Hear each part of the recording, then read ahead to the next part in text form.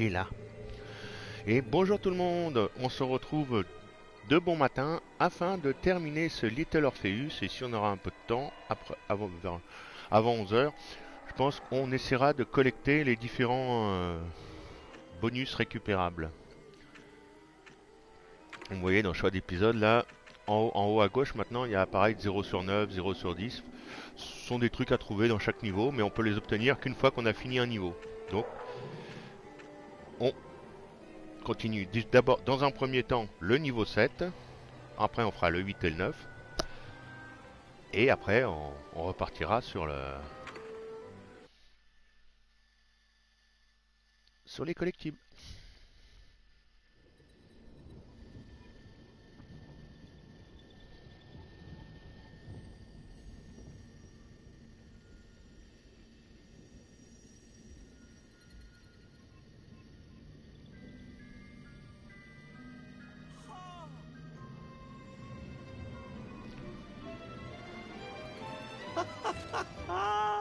Laika! Are you stark raving mad? It was Laika! I am sure of it! That spirited little dog saved me! Laika saved you in her little space machine. I believe the correct term is capsule, General. Don't push your luck any further, Ivan Ivanovich. I fear it might snap. Oh, my apologies, General. In my excitement to explain what I discovered on the far side of the Metacalaticus Interiores, I got carried away. And it happened like this.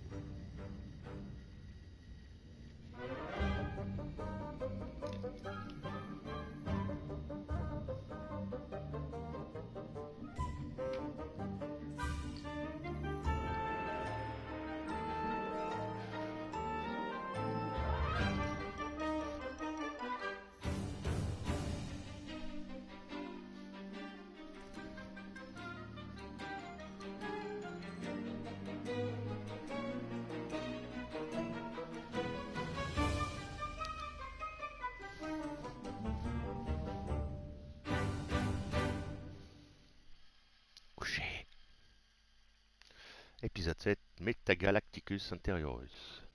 Ou Inferiorus. Je sais pas... A rocky moon. It's the center of the Earth. The source of all creation, General. A place where time flowed like rivers, and boulders of raw matter rained like comets upon the cratered rock. Another miraculous escape from death. Another happy accident. It was no accident, General. Laika took me there entirely deliberately, I'm sure of that.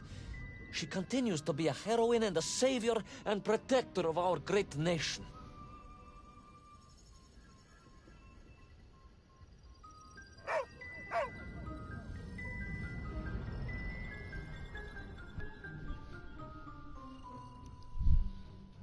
Couché, Gizmo.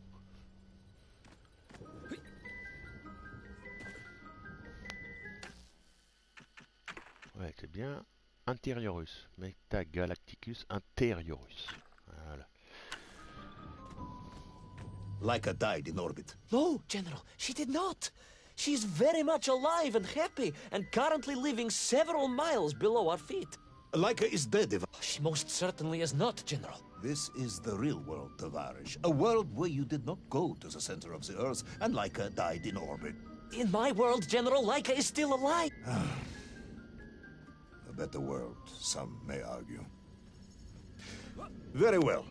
I will live in your world for a while longer, but time is running out. Ah, yes. Time, General. I was just coming to that.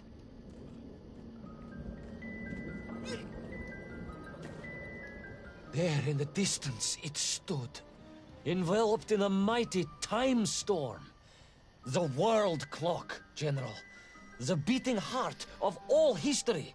The Axis Mundi, the pillar of the world. Not enough to conquer Russia by drilling back to the surface with his magical mind-controlling atomic radio set, then. No, General. You see, what if he could fuse little Orpheus directly with the world clock? Then his message would radiate with every tick and every tock. He would not simply be the Tsar. He would be the Tsar of all time, the eternal tyrant, the literal incarnation of everything our glorious revolution stood to overthrow.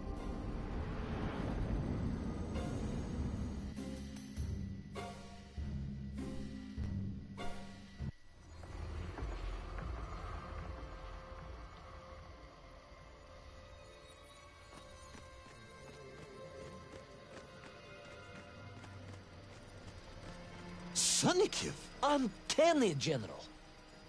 But it was somehow different. I felt no cold. The waves were motionless. Indeed, it was as if I had stepped free of those rivers of time and stood on entirely motionless ground. And there in the distance, What? debris from Sarya and tall slave mines had washed up here, almost as if I were meant to find it. And there, amongst it, the winking of steel led me to a blasting cap, and a plan began to form.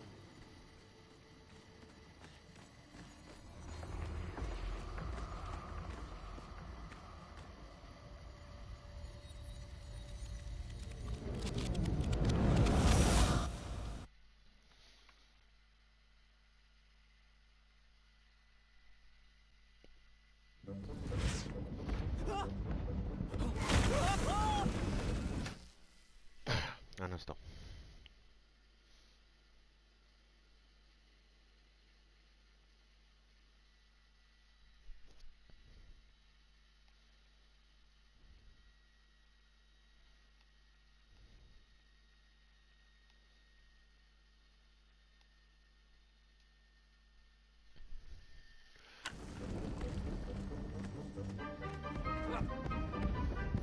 The terrain was ferocious. Explosive eruptions of fire and heat. Hey, Thunderous emissions and... Une plouf. Il veut plus s'accroupir. The terrain was ferocious.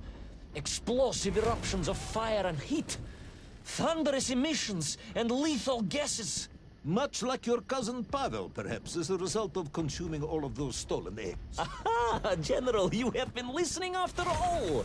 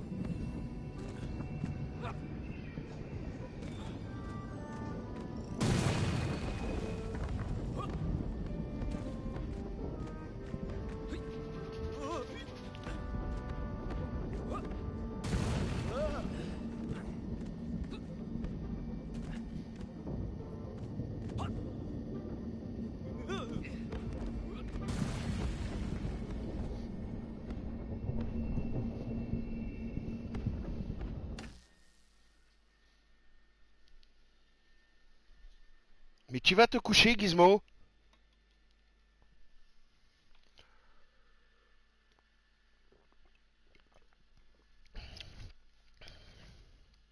Allez, coucher.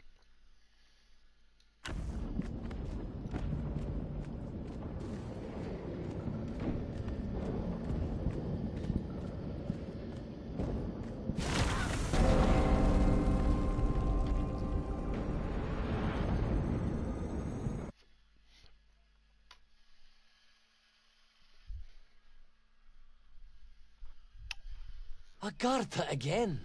But why? You are stalling, comrade. The clock is ticking. Tick-tock, tick-tock. Coucher, Of Gizmo. course. In a flash of inspiration, I understood. It was all wrong, you see, General. That we can agree on. We should never have gone to the center, because without little Orpheus, Toll could not have become the tyrant he had. The rocket drill was his means to reach the world clock, but it was little Orpheus that enabled him. And the time itself The world clock itself was determined to make matters right. With a little help from you, of course. Merely a simple pawn in a game played upon a cosmic scale, General. But a pawn who understood that he was being given a second chance to grab a chunk of the explosive resin that wondrous city was built upon.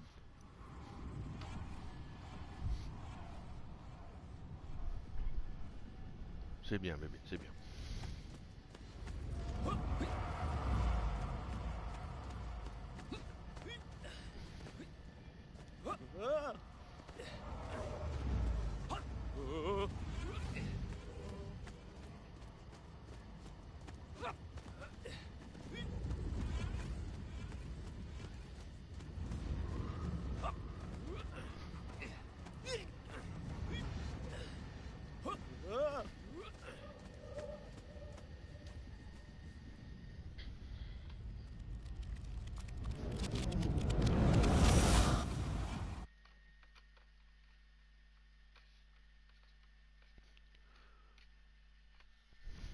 And I was back. The mighty river of time roared past me, carrying the weight of the whole of history with it. Even for you, this is a stretch. Our time is almost up. I have to submit my report within the hour. Time, General. Time was nearly up indeed. That ancient and magical river that carried me along was surely moving inevitably towards some kind of end.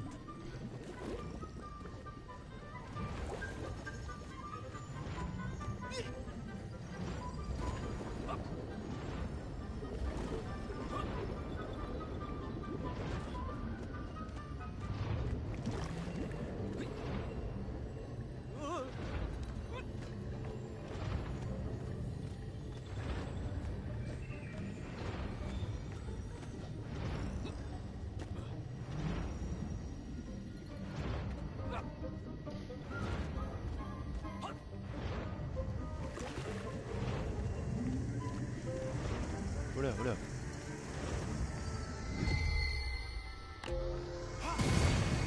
Il avance. La plateforme a avancé trop vite, je pourrais jamais la rattraper.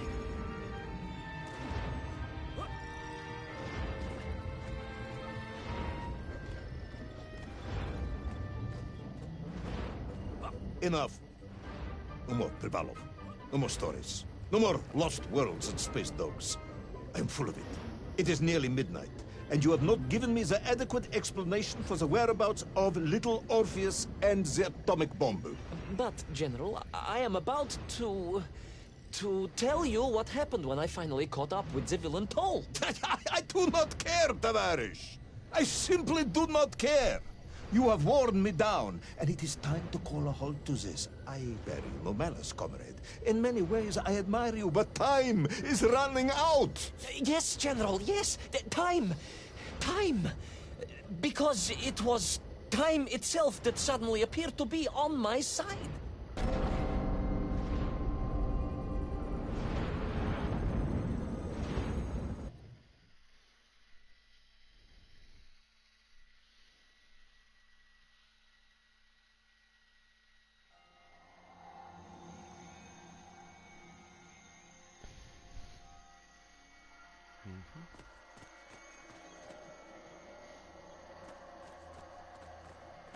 Perhaps the world clock was so impressed with your egg-wearing antics it decided to return you to Plutonia for a second attempt. I would strongly suggest you cut to the chase. The chase, yes. The pursuit of Toll and little Orpheus. I stood there with the resin fragment in one hand and the blasting cap in the other, and then, just like that, a clock began to ring. The world clock? No, General, an alarm clock. My Slava alarm clock, in fact, given to me by Auntie Marsha. The one who married the beef investigator. The very same. And the moment I saw that clock, I knew what I had to do.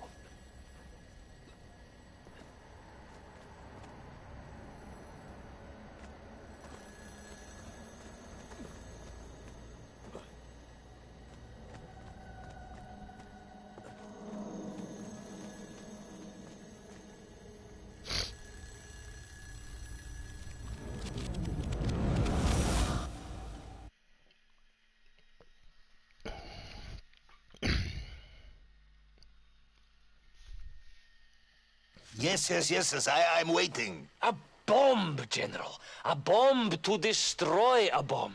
So, you decided to build a bomb, eh? A bomb to destroy little Orpheus. It was a simple plan, really, General. Yes, you are very fond of your simple plans.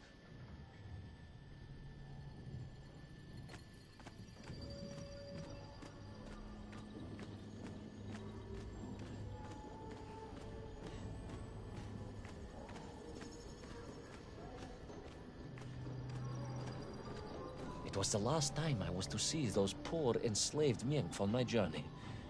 As they scurried in agitation around the base of the rocket drill, now a dreadful weapon of war in the hands of a madman, I was reminded of my mother. Your mother looked like a nymph? That is extremely disrespectful, comrade. No, I meant I was raised by my mother from an early age, of course. My childhood memories of my father were all too brief. You are rambling, Comrade Privalov. Time is running out. Diani Rezinovi.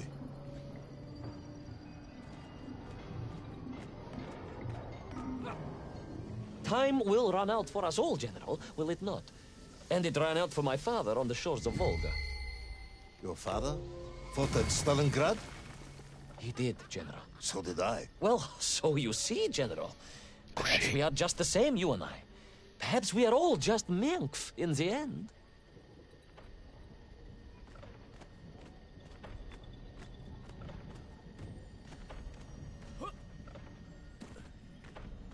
Tu te couches, Gizmo? Allez.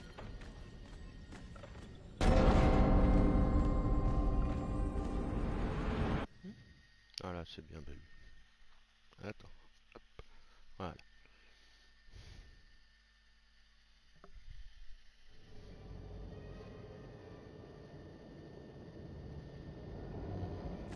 What possible use in the construction of a bomb could be found in the belly of a giant whale? Were you perhaps planning on using a worm as a fuse? That would be ridiculous, General. I would hate to undermine your otherwise entirely plausible account. You forget, General. The belly of the beast was full of shipwrecks. And on one of them, I was bound to find what I was looking for. Fuse wire. Comrade, yes, you'd forgotten all about the fuse until I reminded you, hadn't you? General, your cynicism is unbecoming to a man of your rank and stature.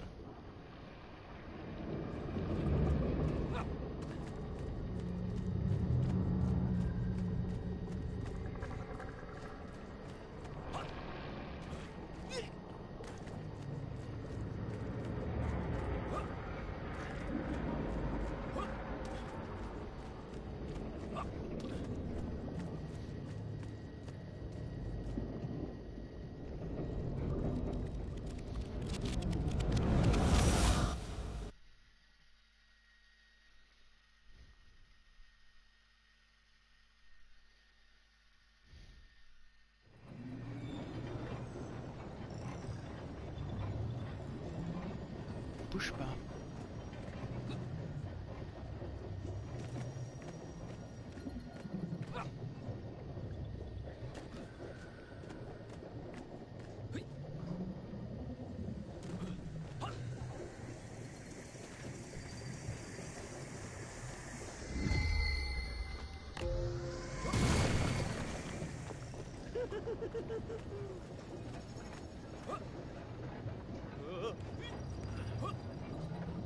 The clock was now ticking, General. Literally. I was surrounded by time, immersed in it, floating along a river of it on a raft made of history, seeking the next moment of opportunity to hurtle backwards amongst those lost worlds. I am a patient man, Tavarish. I lost 3 toes in the winter outside Sharkovskaya in 42. A drunken dentist removed 2 frostbitten toes and 1 perfectly healthy one. You may therefore consider me a man blessed with an uncommon level of endurance for discomfort. I hate visiting the dentist. My uncle Vanya was a dentist, and he was a deeply strange man, notwithstanding the love he felt for his pigs. Is what? He was a pig. Ah.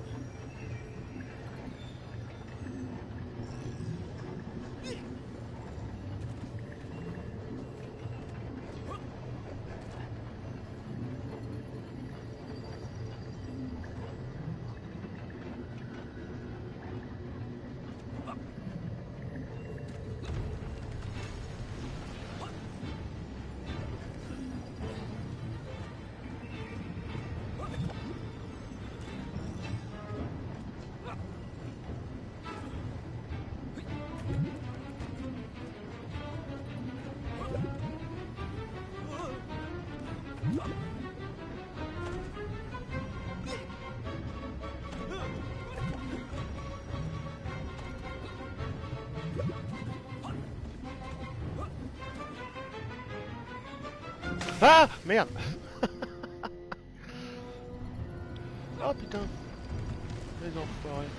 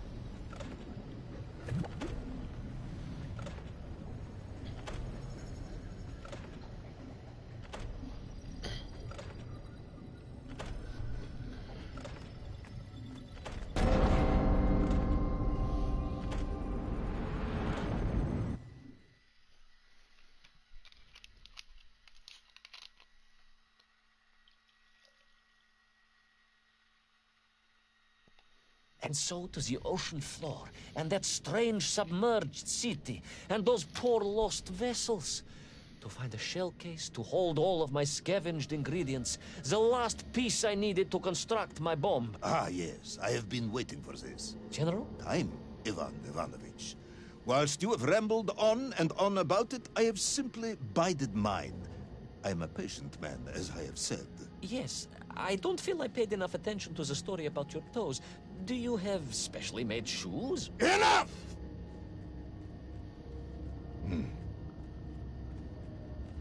Now I have your full attention. Indulge me, Tavares. Explain to me how you made this bomb. General? Your bomb, comrade, that you so brilliantly constructed to destroy little Orpheus. Tell me how you made it.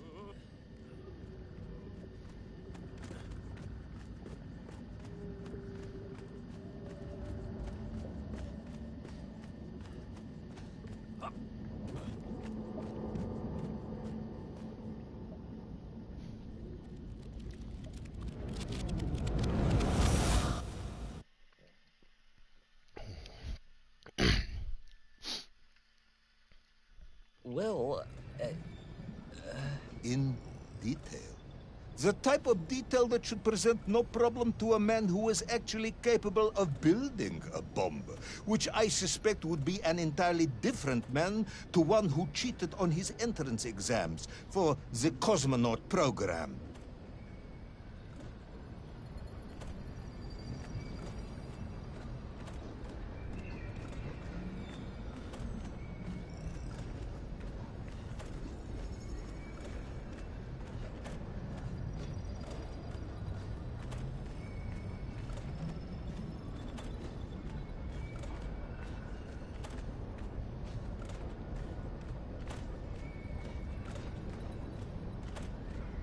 You are uncharacteristically silent, comrade.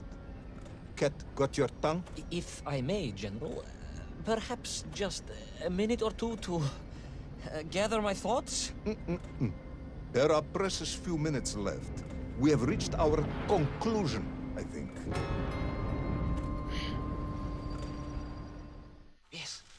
Yes, we have, General. I gazed up at the world clock and knew I had arrived at my destination. Whatever lay inside would see my journey end one way or another. But I had no idea of the marvels that awaited me. And The bomb, Ivan Ivanovich! Tell me how you built the bomb! it was a wonderful sight. The world... It is 2 minutes to midnight, Ivan. It is time to end this story.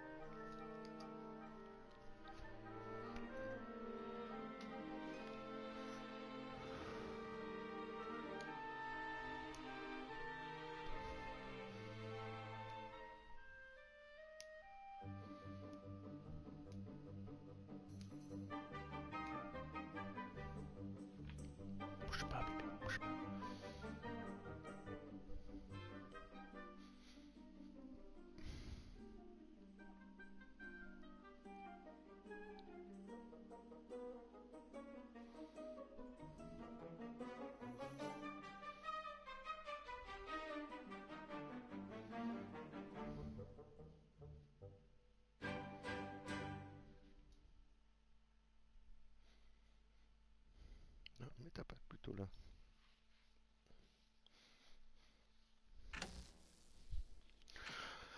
Alors,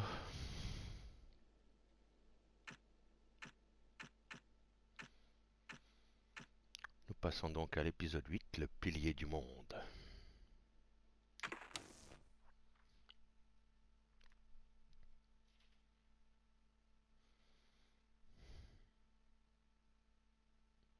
Let us recap. 3 years ago, you were sent to the center of the Earth as part of a top-secret mission to ensure the delivery of Little Orpheus, an atomic-powered capsule. You promptly vanished until you casually wandered up to Molodiyozhnaya's station 3 years later, claiming to have saved the world, but lost Little Orpheus in the process. Is this correct? Yes, General, it is, but... You are charged with many, many, many crimes against the state, including desertion, lying to a superior officer, and sedition. Any one of these charges bears the punishment of execution by firing squad.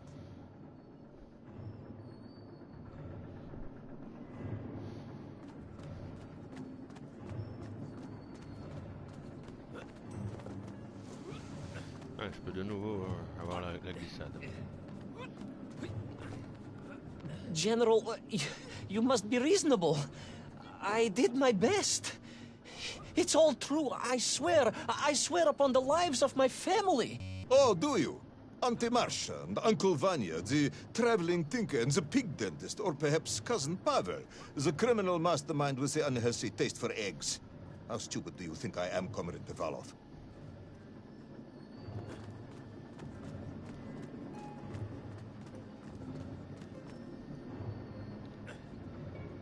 Subdayu, it is all true. Maybe your toy maker, or was it watchmaker, Faza, who apparently taught you all he knew, despite being killed when you were less than 5 years old. I was a fast learner?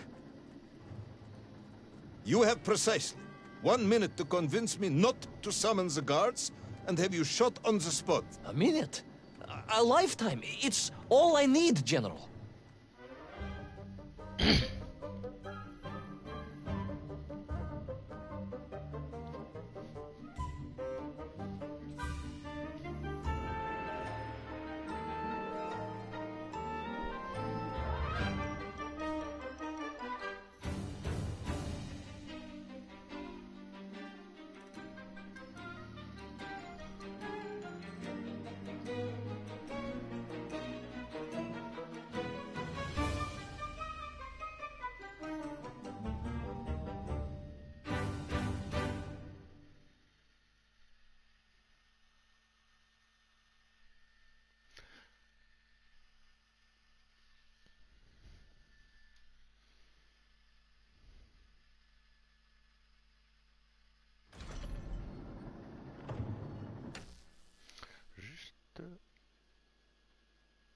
Juste... Non. Non, je verrai après. I was astounded. My father, I told you, I think I told you, he was a toy maker, and he often played with clockwork parts. Tavarish. But this made all those childhood wonders pale into insignificance. And it was fortunate indeed that my uncle... Vanya, the pig dentist? No, my other uncle, Sasha, had taken me mountaineering in the Urals during my childhood, for it was only by scaling these giant mechanical parts that I would reach Little Orpheus. Yes, I had been thinking that it seems awfully convenient that you were such an accomplished climber. I don't, however, recall any mention of this Uncle Sasha in your file. He was a very private He was man. a very unlikely man. That was Uncle Sasha's blessing and his curse.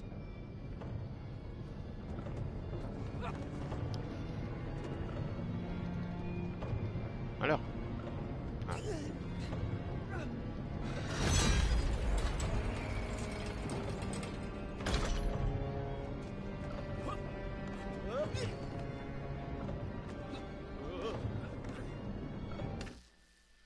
Je vais en profiter maintenant pour faire ce que je voulais faire.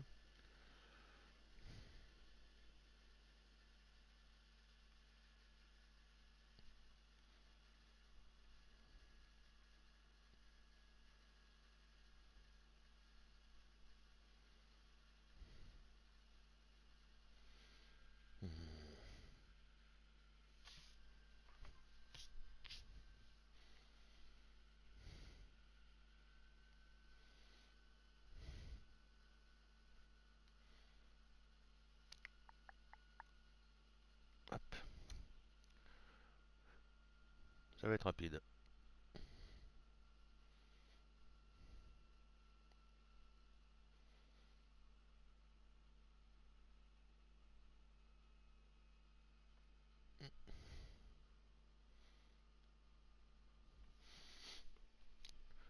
Coucou Slime.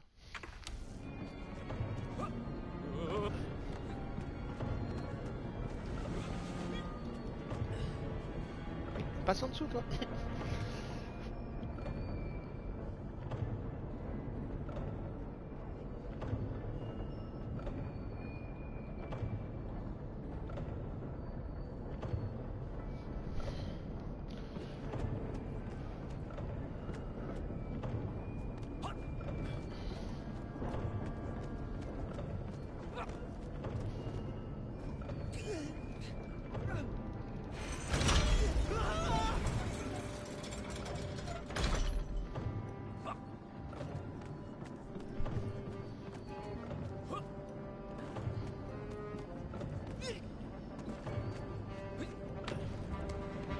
Lèche pas la nappe toi.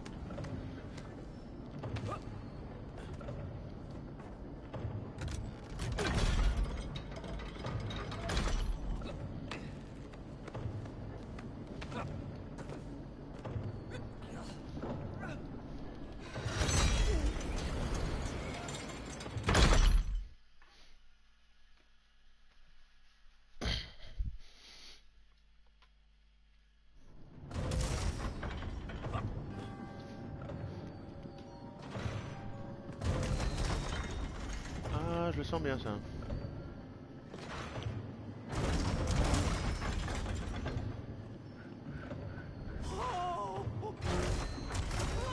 Mais c'est trop court.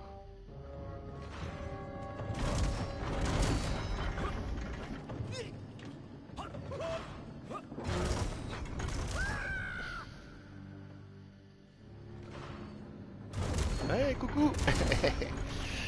Ah la vache.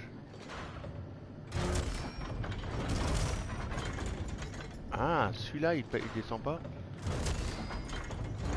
Ah, ouais.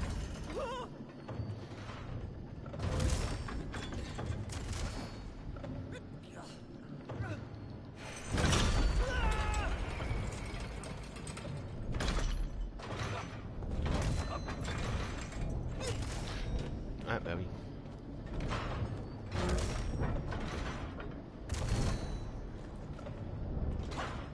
Those great wheels and cogs clashed and boomed. The vast hands of all time crunching forever and ever around. Ivan Ivanovich. Pendulums and springs and great big wheels and tiny little wheels. Tavarish Privalov, stop! Though at least the Myenk were not here, especially as they seemed to infest the world below the surface. Myenkf, Myenkf everywhere. Myenkf, Myenkf, Myenkf. Many Myenkf. Myenkf aplenty. Myenkf. You are a bambling comrade. Enough.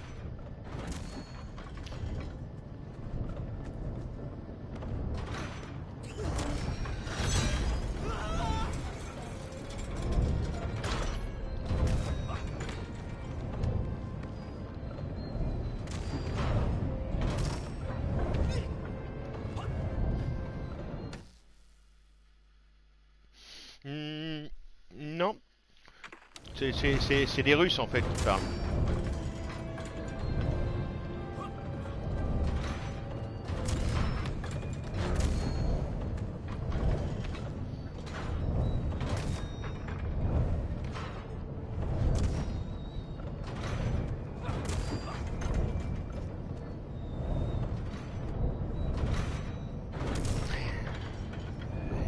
Ouais, j'aurais presque eu le temps.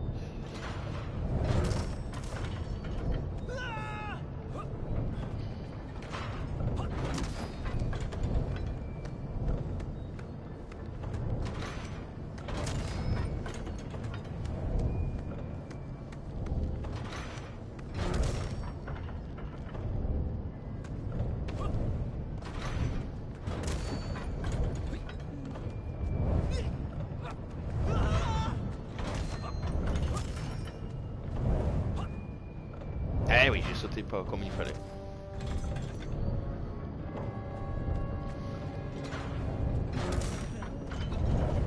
Ah merde! J'ai pas attendu assez.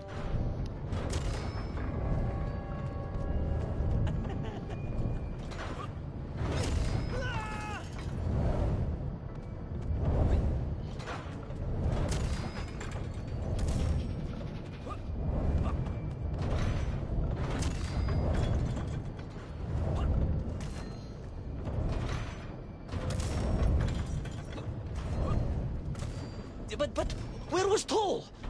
Aha! High above. On the clock face, perhaps. With his radios and his crystals. Now, if I could just reach him, I could use the bomb. There is no bomb. You have no idea how to make a bomb.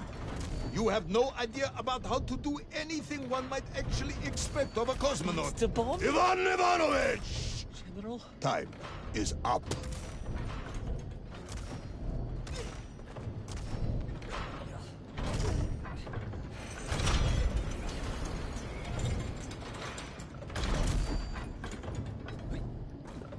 En fait, l'histoire du truc, c'est que le gars que je dirige a été envoyé au centre de la Terre. Il a disparu pendant 3 ans et hop, quand il ressurgit, en fait, il raconte son histoire à un général et au fur et à mesure, on revit ce qu'il a vécu, quoi.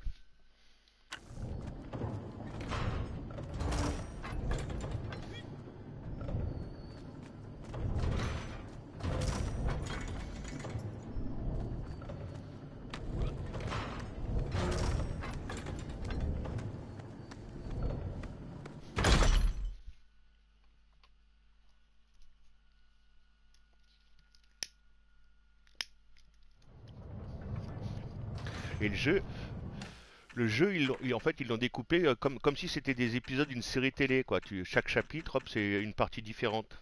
Et là, j'en suis déjà au 8 puisque c'est le deuxième stream que j'ai fait dessus, quoi.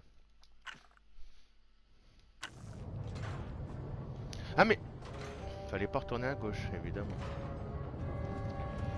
Stop talking, Tavarish. You don't know what happens next. It is obvious. You've done very well. I applaud you for your efforts and your story. It is a wonderful tale, Comrade Privalov. I have enjoyed it immensely. But every story needs an ending.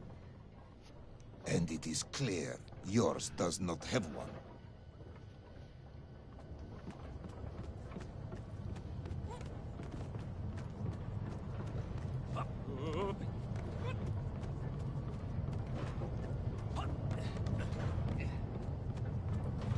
I just need more time. I think that even if I gave you all the time in the world, it would not be enough.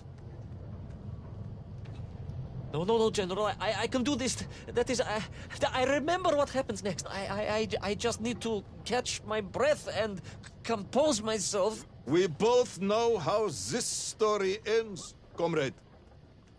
But little Orpheus, you haven't heard what happened. We will find out soon enough. You will be executed, and another expedition will be sent. No, you cannot. You cannot. We must never go back. You don't understand. Make me, then. Make me understand. I am a kind man, although you may not believe this. I do not want to have you shot. So help me. Make me understand. Tell me what happened to little Orpheus.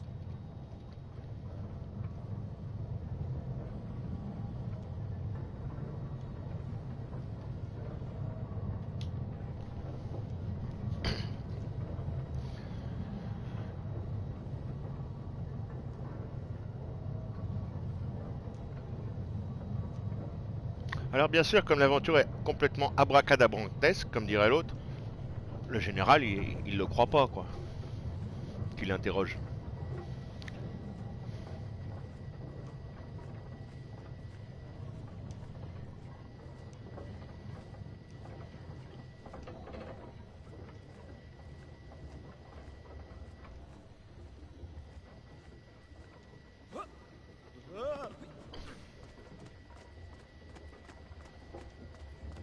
It was... Ivan Ivanovich? It was... Le général, c'est celui qui parle en jaune.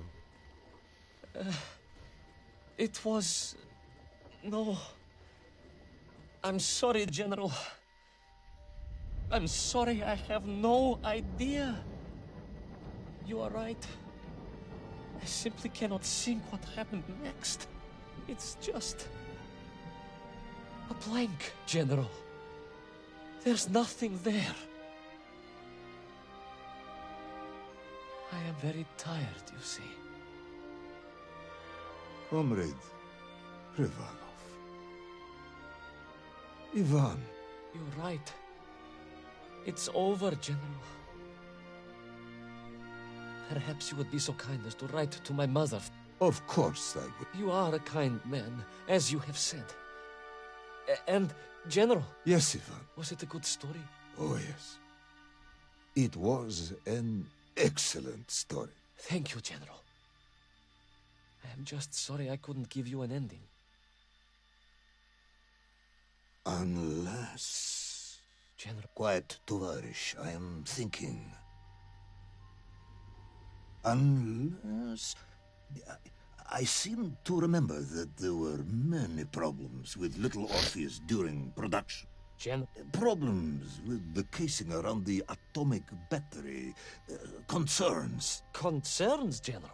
Yes, concerns. Unlikely though that might be.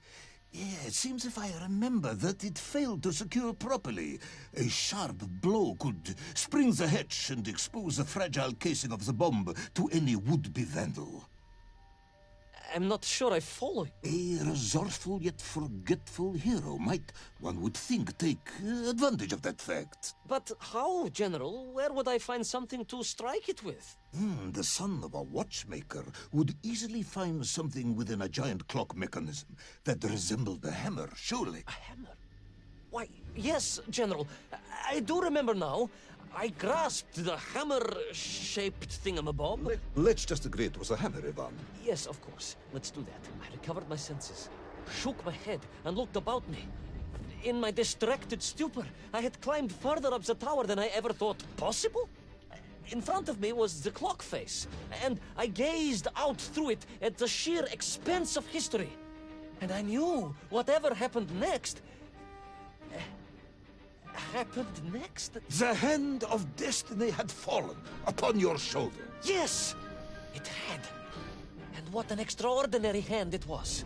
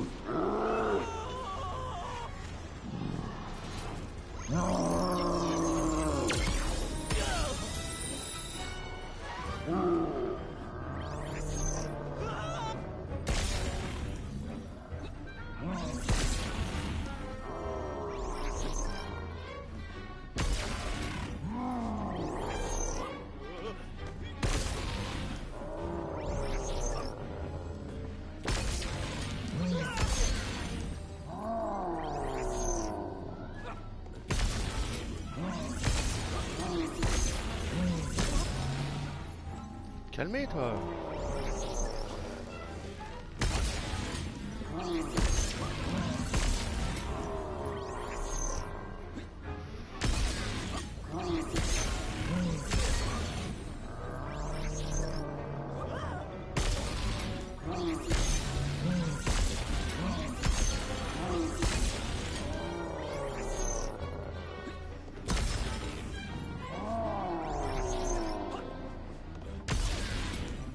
Bon, on va tourner longtemps comme ça là?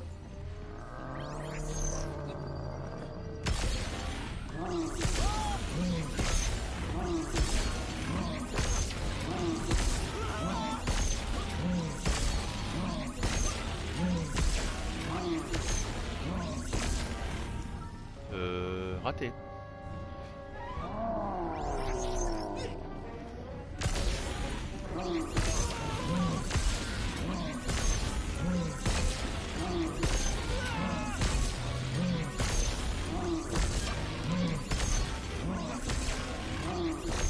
Merde.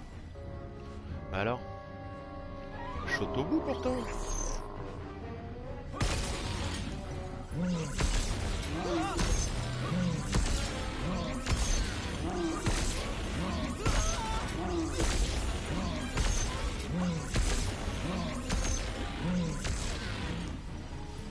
Ouais, y a un truc là que...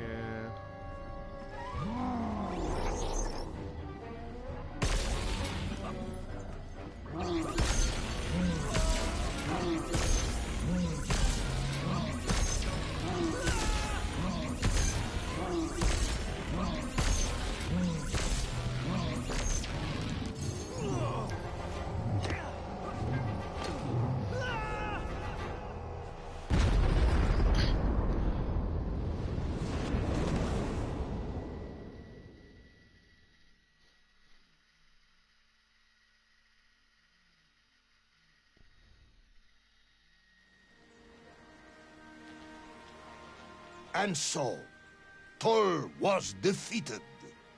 Little Orpheus destroyed. The bomb lost forever. Not just that, General. In that moment, time sprung back to its proper shape, and I found myself once more in Plutonia, the start of my journey. But the wound in the interior sky was gone. The drill was gone. It was as if I had never been here. And they were nymph, free and happy, without the tyranny of toll, free to pursue their simple lives. But we can never go back? Never, General. One drill, one metal sphere, one lone cosmonaut was nearly enough to destroy time and unleash the tyrant toll upon our world. Who would think an innocuous beeping radio housed in a ball of metal could change the world so dramatically? Who indeed? But tell me, what of you? And what of your return to the surface? I stayed amongst the Mienk for as long as I could. But I came to realize they had begun to worship me as a king. No, General. I am a good socialist and could not allow this workers' paradise to become corrupted. And so I left that wonderful land for the last time. And then? And then I walked. For 2 years I wandered, always looking for a way home, through lands and worlds almost beyond imagination. Until one day, I emerged, blinking into sunlight, and realized I was home. Until one day I emerged, just like that? You just found your way back to the surface? Well, General, it was a little more complicated than that. There were great obstacles to overcome, and terrible challenges to face, and incredible lands to explore. Enough, Ivan. Little Orpheus is lost forever. The interior is sealed. You have returned with a story of socialism, triumphing over incredible odds. It is, as I said, enough for one night. Enough for my report, at least. General, if I may... Comrade Ivan Ivanovich Privalov, you are found guilty of all charges brought against you and sentenced to execution by firing squad. However, having listened to your story, I believe you are quite mad. In other words, I find your madness guilty, not you. And we cannot execute madness. And indeed, there are lessons to be learned, even in the depths of this madness.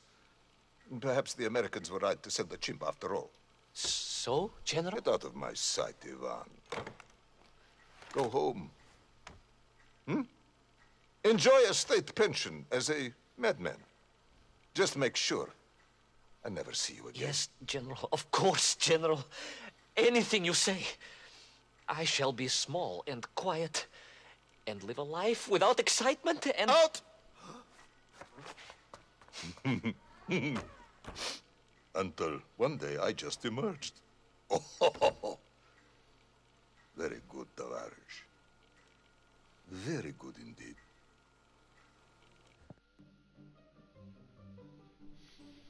Et maintenant, il va nous rester le dernier chapitre.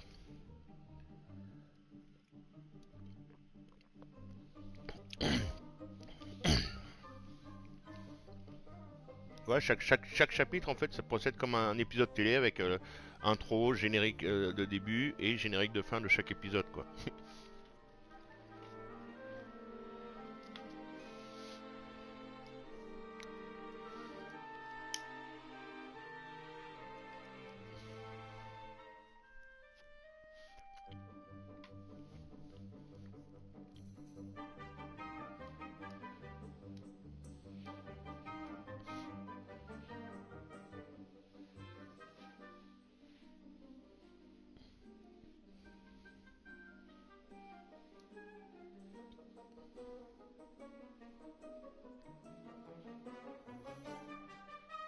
On entend dans le live le bruit de la personne qui est en train de tomber dehors.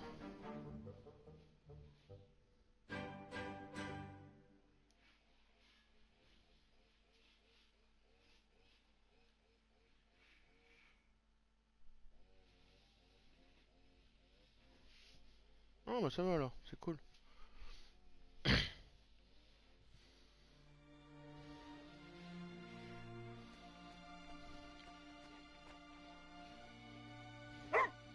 Laika.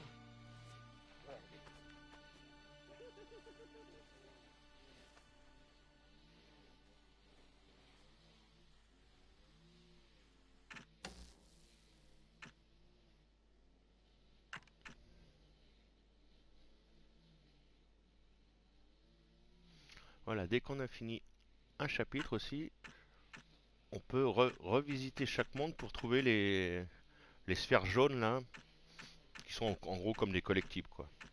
Mais il nous reste d'abord l'épisode bonus.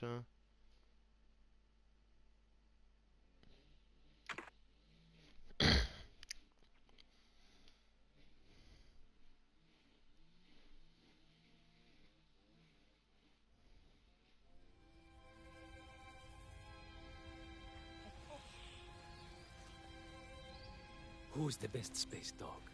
Oh, где моя хорошая, хорошенькая моя, ты просто космическая.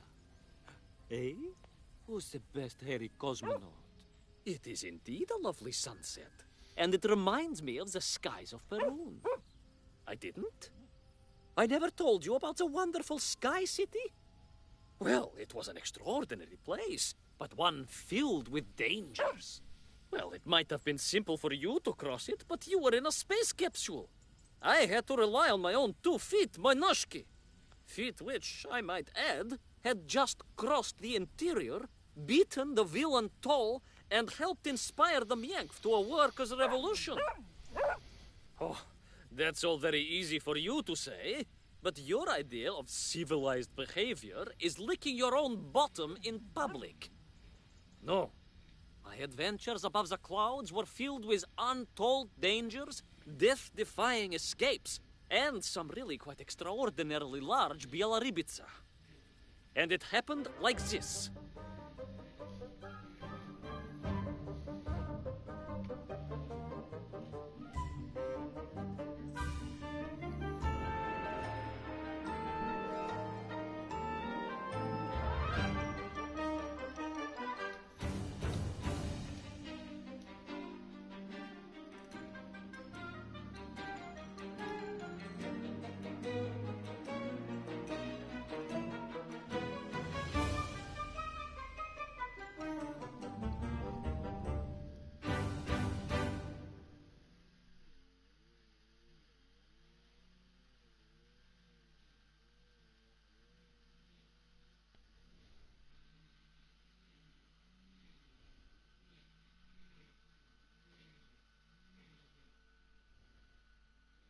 Weeks had passed since I left Plutonia, and one evening, exhausted, I simply fell asleep at the foot of a strange windmill. And when I awoke, well, that thought didn't cross my mind. I was exhausted after all. This is besides the point, my nosy canine friend. What matters is this. When I awoke, the windmill and the ground around it had been carried high into the air. What magic was this? Что за магия? As unlikely, perhaps, as a suitcase-sized dog orbiting the center of the Earth for many years. Quite.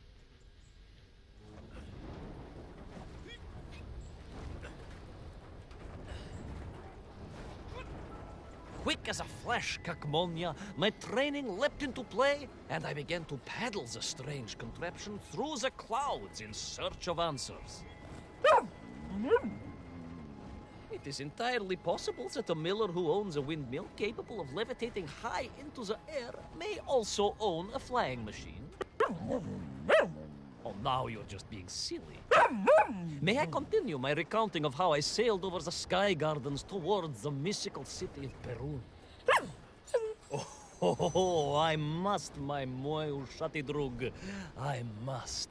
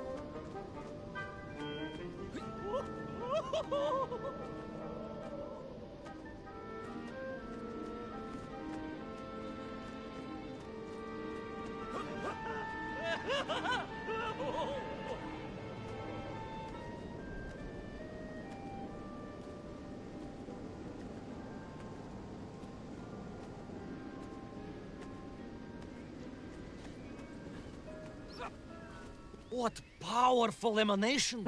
What mighty gusts! What an epic squall! They reminded me of Cousin Pavel, yes! But whereas his rearward zephyrs could curdle milk and tarnish the teaspoons, these magical wafts only serve to carry me aloft and onwards.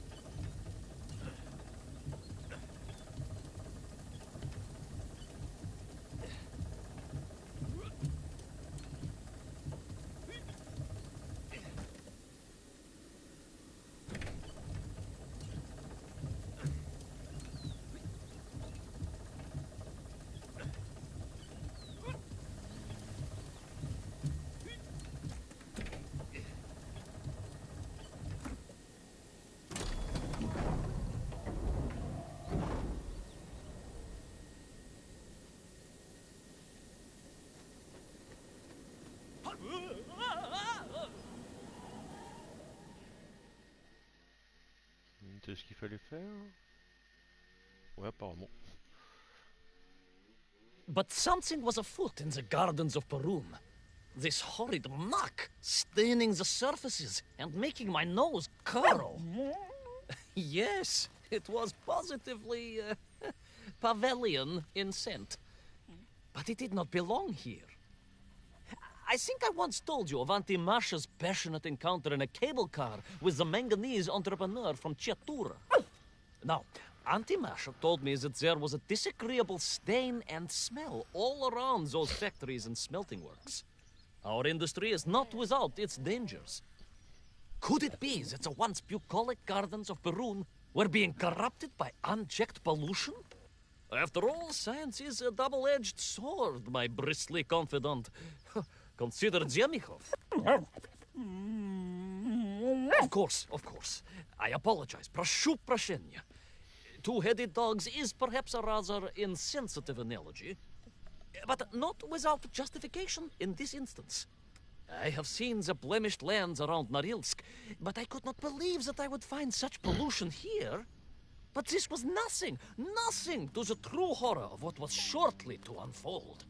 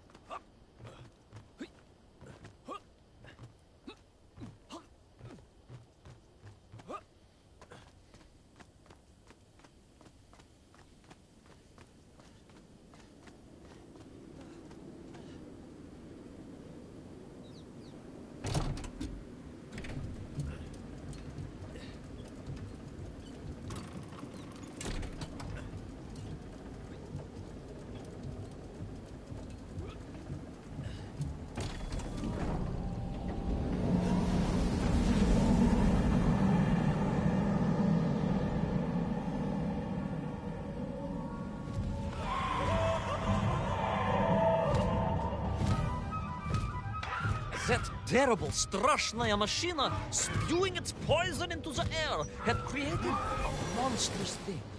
A being. A malignant spoiler of the noble and pure. And it had taken on the form of its prey. Well, of course. No, конечно, I was the prey. The citizens of Perun had clearly long since fled the evilly sentient smog, but I inadvertently wandered into its lair. Oh, I know. Misfortune seemed to dog... Oh, sorry, I do apologize. To follow my every footstep. But no time to ponder, no time to bemoan the hand that fate had dealt me. No, all that was on my mind was escape, конечно.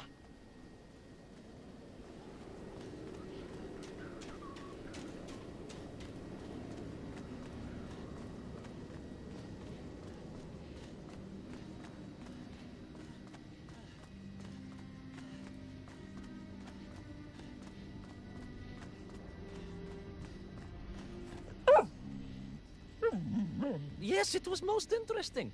The windmill seemed to be from an earlier age. Perhaps this was a devastating warning of the destructive power of unfettered industrialization. I most certainly had not forgotten about the windmills. I did not get carried away. You are missing the point. Perhaps because you are only a small dog. Oh, a brilliant, brave, spacefaring dog, of course, but a small Sabashka nonetheless. If you perhaps listened more and interrupted less, I am just getting to the explanation of the windmills.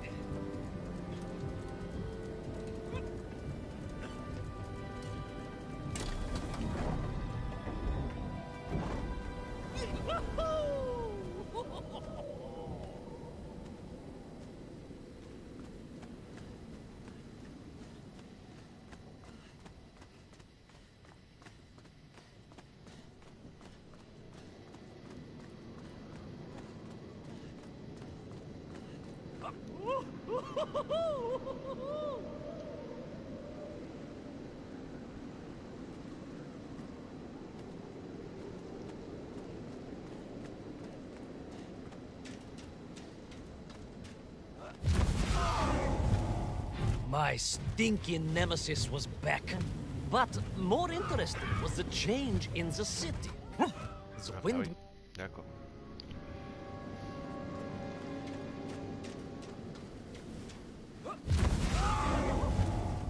My stinking nemesis was back.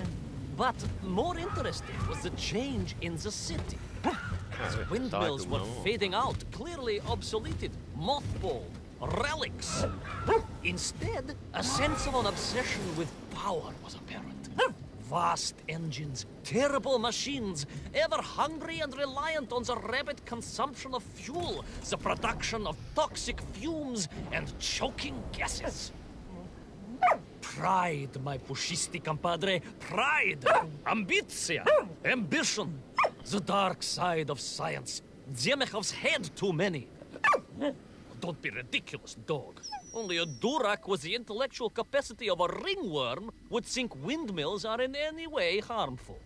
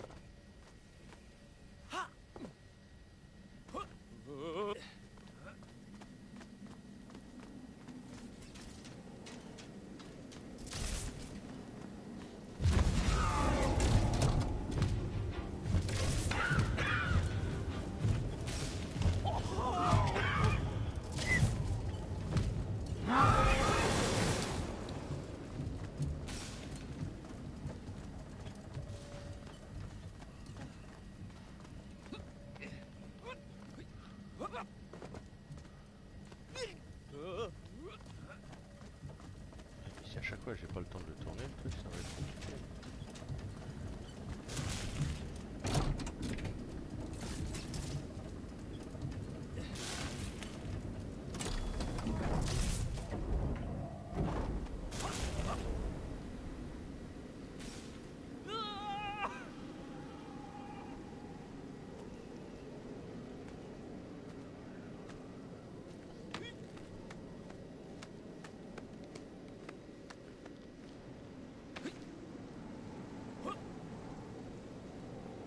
Ah non, il monte pas plus haut. Ok.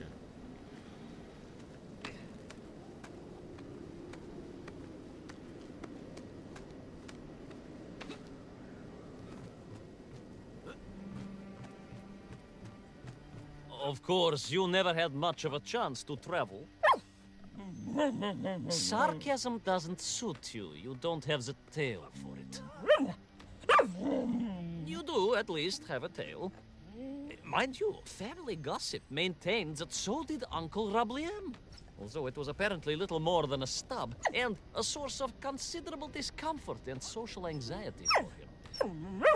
The question of whether or not Uncle Rabliem wagged his stub is very much off topic. What I am trying to say is that your upbringing on the streets of Moscow meant you never saw the blackened fields of Magnitogorsk. The sacrifices made by the valiant citizens of that industrial heartland, as they drowned in their own blight, even as they powered the state forwards. I was reminded of Magnitogorsk as I wandered through those fields of pipes and foundries, and I wept for the loss of innocence that so often goes hand in hand with progress.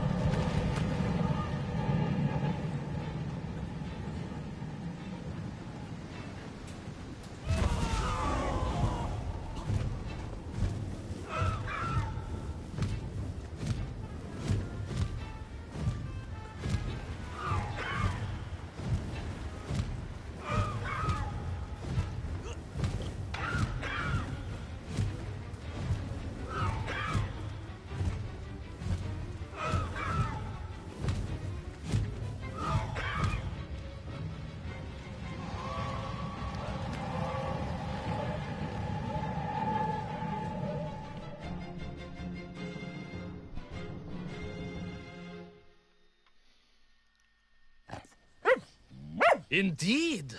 I just evaded the slimy, oily grasp of that man-made Vadzinoi, his petroleum stink clogging my nostrils and making my head thump. And I felt a great stirring within me. Yes, much like, I assume, Cousin Pavel. May he never get loose again. But no, quite different. This was no volcanic upbubbling of gastric malintent. No, it was the roaring fires of justice once more ignited within me. I felt a swell of patriotic fervor and knew the hand of destiny had fallen on me once more. Yes, what a hand it was! I could not see this great wonder sink into an abyss of poison and bile. The Perunians may have been forced to abandon their city, but I had saved the world once before and was ready to answer the call again. Bouge pas, Gizmo.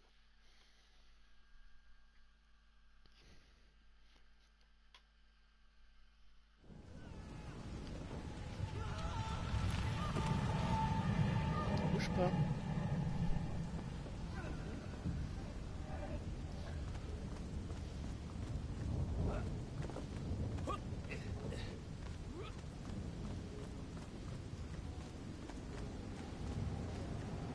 Bouge pas.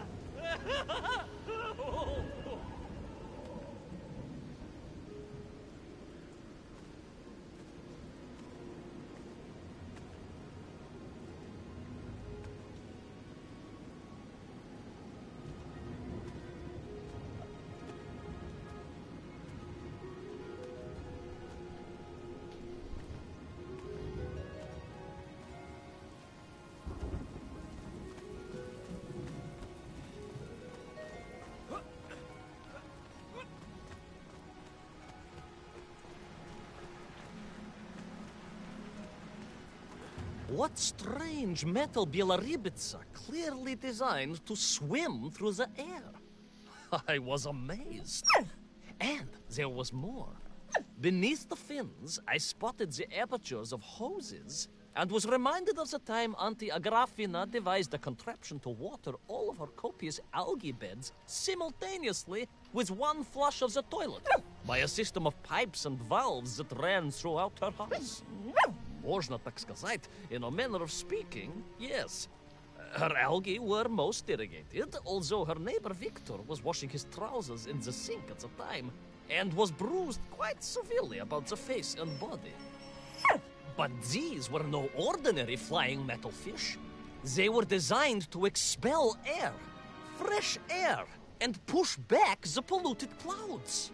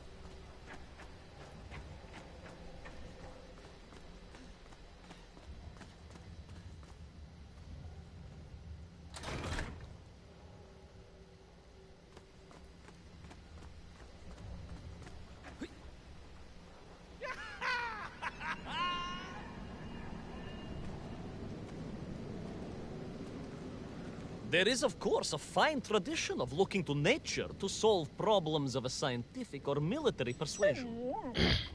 Yes, as you well know. My nephew, Sergei... Yes, the very same. Poor lad with his dermatological eruptions. Well, Sergei was stationed recently at Kazachya Bukhta, where dolphins... dolphins? Were being trained as brilliant aquatic agents of socialism. Why not then be inspired by marine life? Why, there is a fish, I have heard, that can shoot jets of water from beneath the surface to knock its prey off little tiny twigs and into its mouth. If you were to tell the average mushroom sheriff that a dog would orbit the Earth, I suspect you would receive a similarly sneering response. Oh, that is because you are a small, hairy hound of uncertain parentage. I, on the other hand, am a cosmonaut, the product of many months of training, and I realized the answer to pollution was here all along. The Peronians, tragically, had simply never had time to finish their fleet. If only I could find a working, flying fish. If only. If only.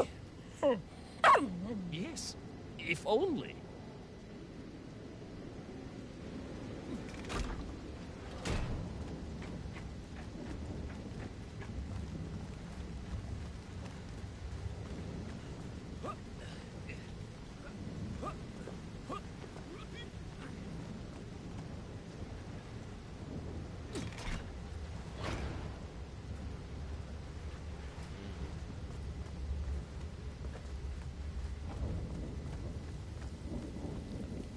va voir par là, a priori.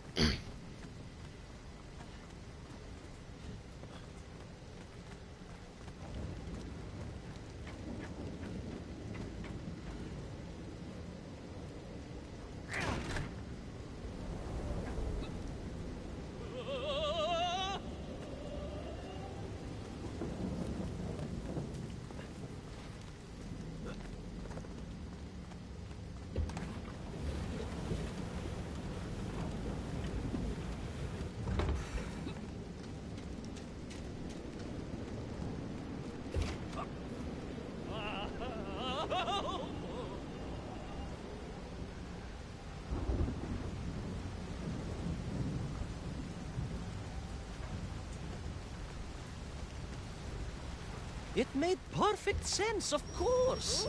The poisonous Duhatas that engulfed Barun was like a nasty cold. And you know what to do with a cold to rid yourself of it. You may not get colds, but nor can you operate pea-shelling machinery. So don't get ideas above your station.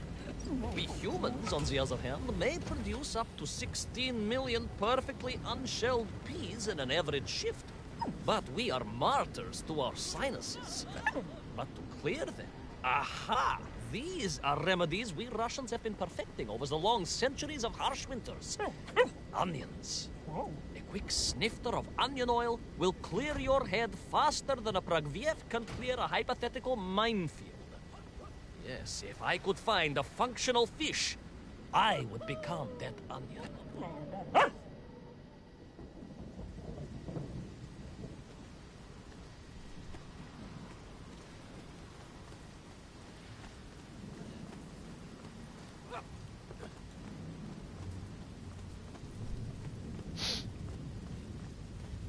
Bouge pas, Gizmo.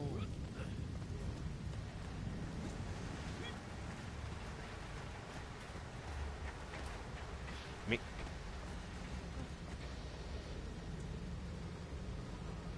Ah bah ça promet.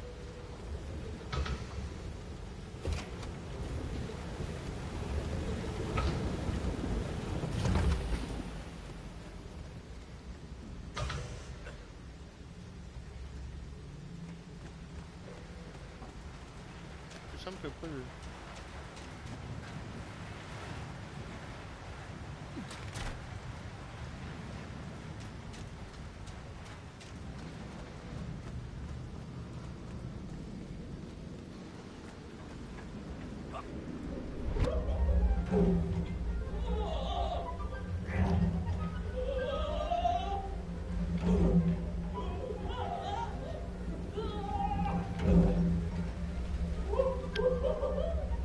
Je bouge pas.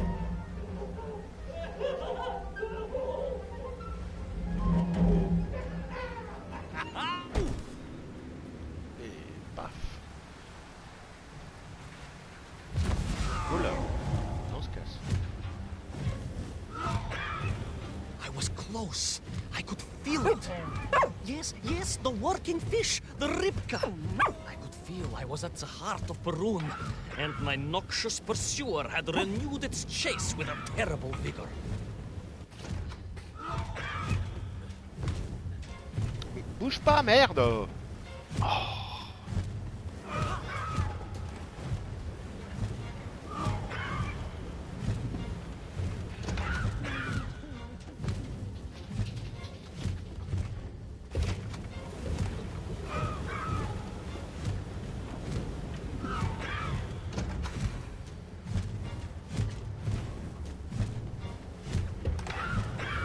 Non, tu sors pas là, tu peux pas. Pas avec le gars qui passe la tondeuse. Not far now. I just had to keep going, keep pushing. It's almost as if you knew, Pavel. Uncanny. Double jet.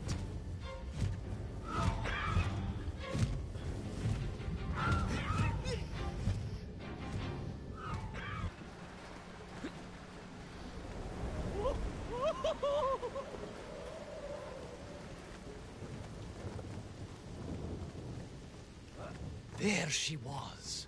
A beautiful sight. Her scales shimmering in the sunlight.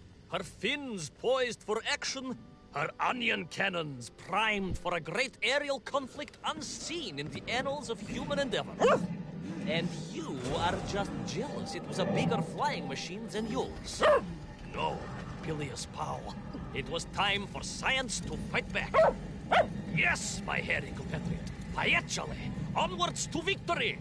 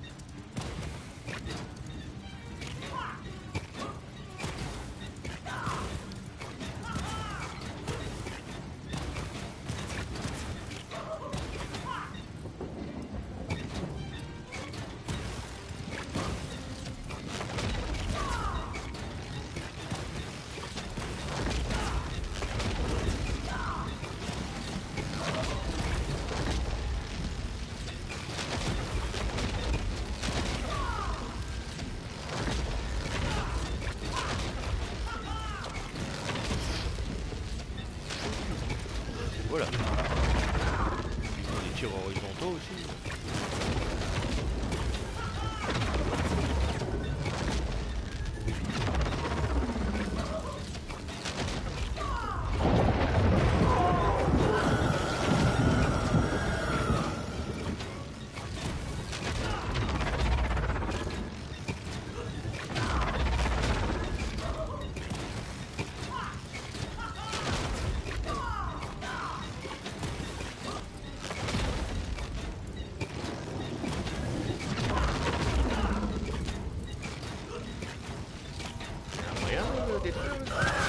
Oh.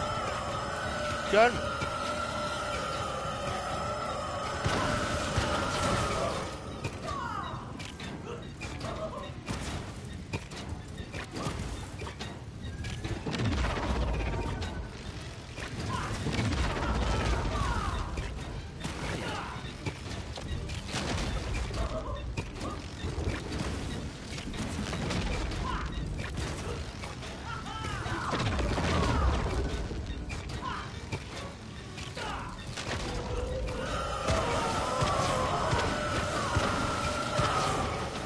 Ah, c'est comme ça qu'on peut le battre.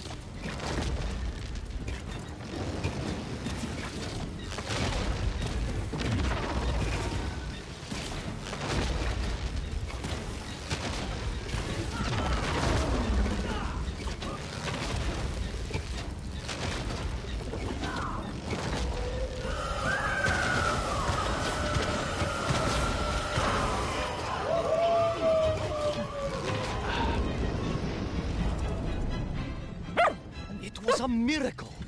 I found myself swooping through beautiful clear skies, the strange interior sunlight gleaming on the Et la sides of traduction, my les gars, fishy oh. vessel. I heard birds clear their little throats and begin their wondrous gvalt, the wind gently humming on the fins. Ils ont oublié la And then, traduction là. all of a sudden, under it all, well, you see, in my hurry, it didn't even occur to me to check how much fuel was carried in the strange craft. With a horrible splutter, the engines choked and died. And suddenly we were plummeting downwards towards our doom.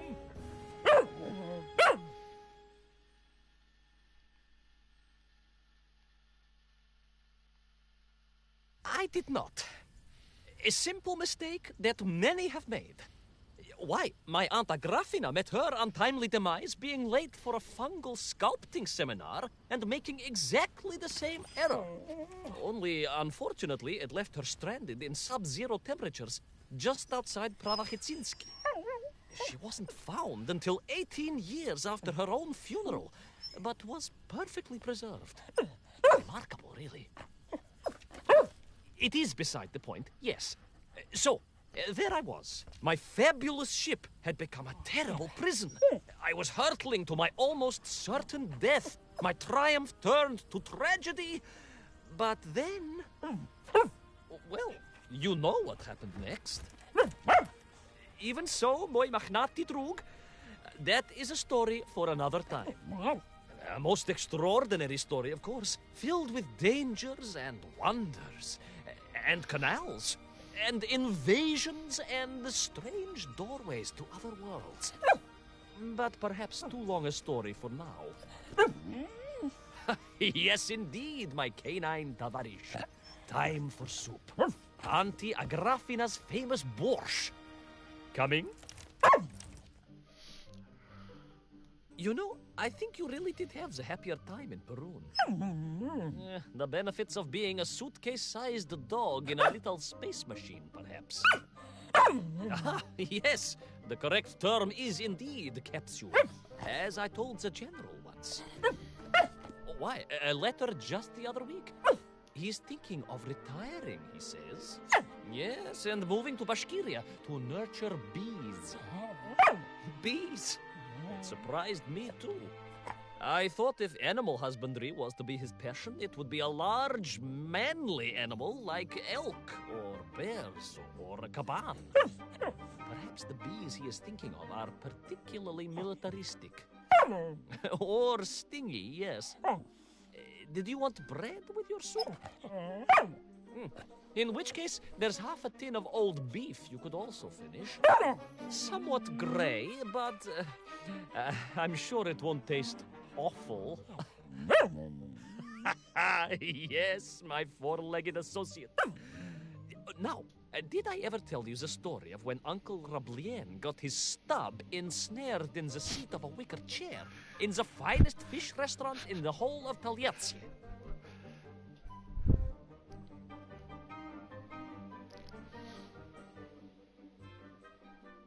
À mon avis, quand ils ont... ça c'est pour plus tard, le monde, machin, je pense qu'ils avaient prévu peut-être de faire une suite, mais apparemment elle a pas vu le jour. Ou c'est peut-être encore prévu, hein, tu me diras, mais bon.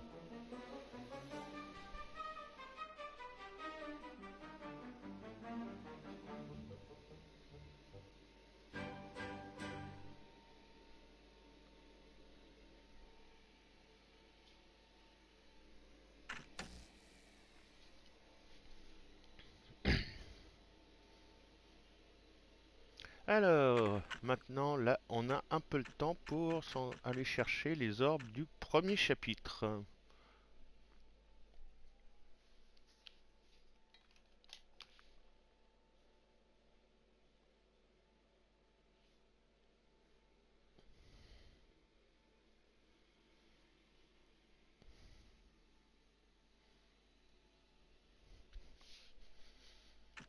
Allez.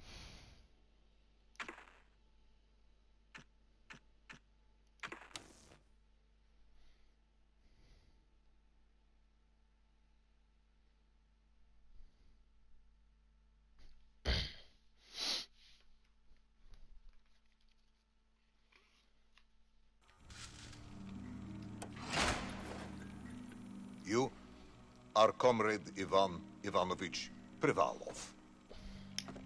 In 1961, you were selected for the Shukovgrad Interonaut Exploration Program SSSR.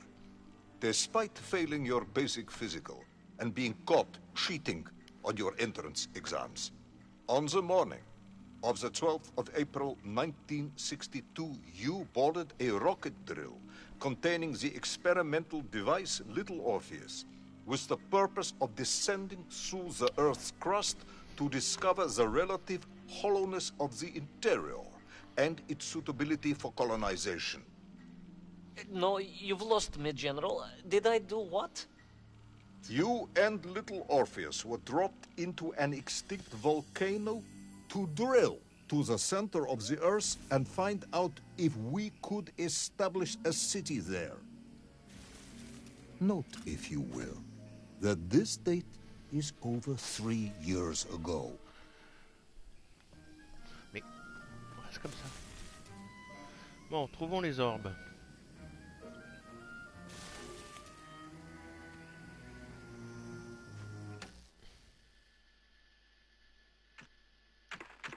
Je regarde. Non, ça c'est bon.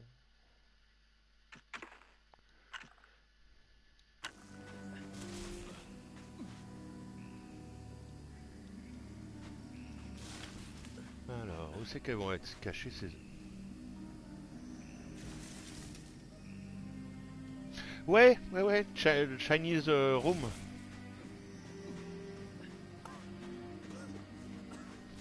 Ils ont fait aussi, je crois, tu sais, le truc...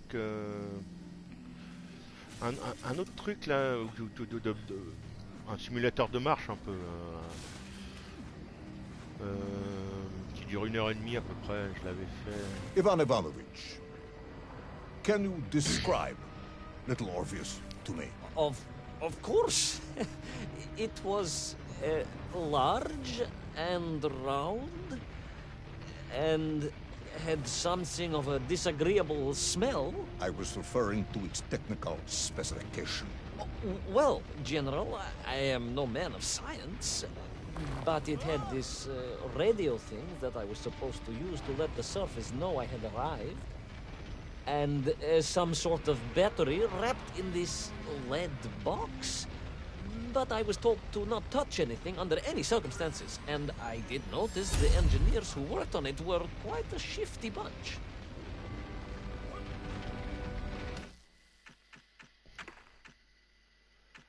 Ah, c'est ça, ouais, on débloque What des... a handsome devil! Puskat pil of glaza is not my intention, but I do cut a dashing figure in my interior Cosmo Ah, Astro ouais, je savais suit pas ça. costume thingy.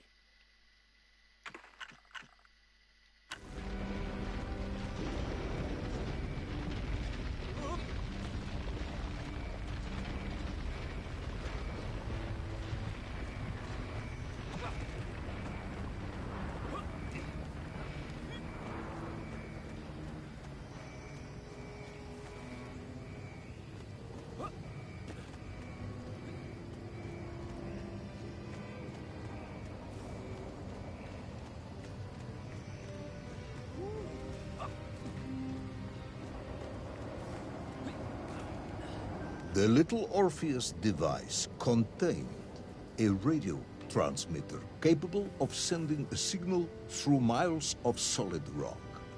In order to boost this, a powerful energy source was required. An atomic bomb, Comrade Prevalov. An atomic bomb that you have lost somewhere below the Earth's crust. Ah, yes, that bomb. Of course, General. I can explain everything.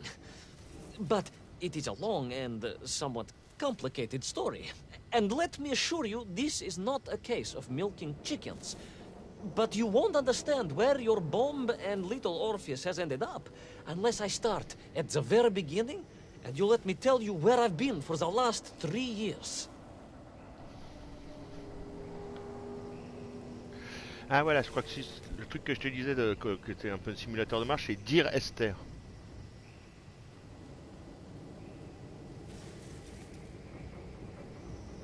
Ah, ils ont fait le deuxième Amnesia aussi, Machine for Pigs. Et Everybody's Gone to the Rapture. Je crois que celui-là je l'avais fait.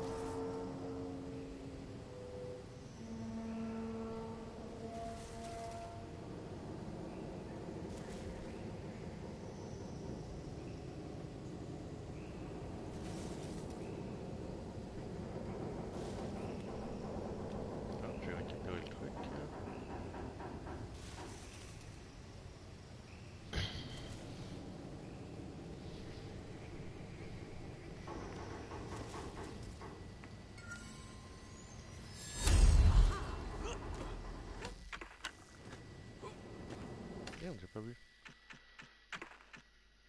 Ah, c'est une tenue.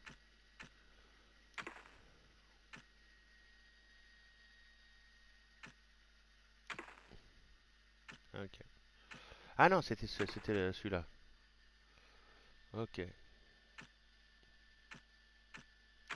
The drill device, codenamed Mother Calliope, was a testament to the brilliance of the Baikonur engineers. It now spends its days as a nesting roost for the pterodactyls of Plutonia. Всегда пожалуйста, товарищи.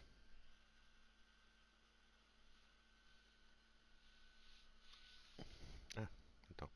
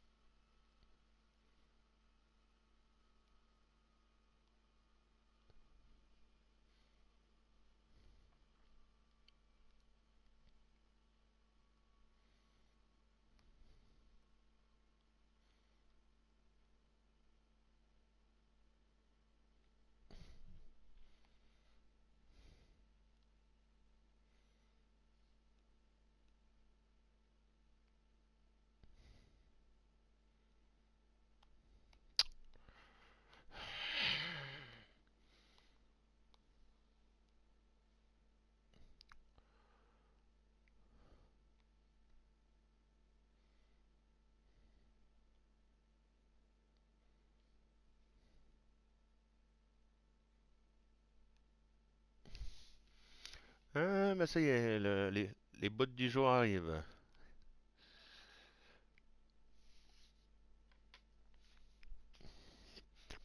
Vous avez peur que tu t'ennuies, je pense.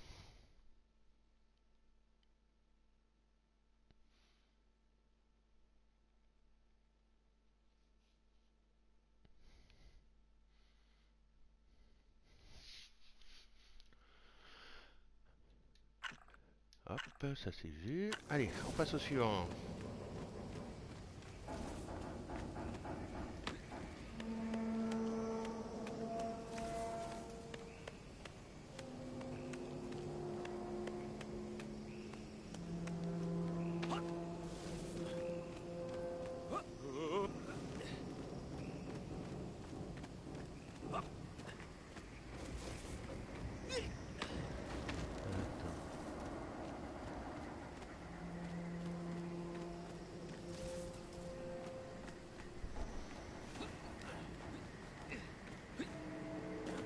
Ah non, en fait, il n'y avait rien.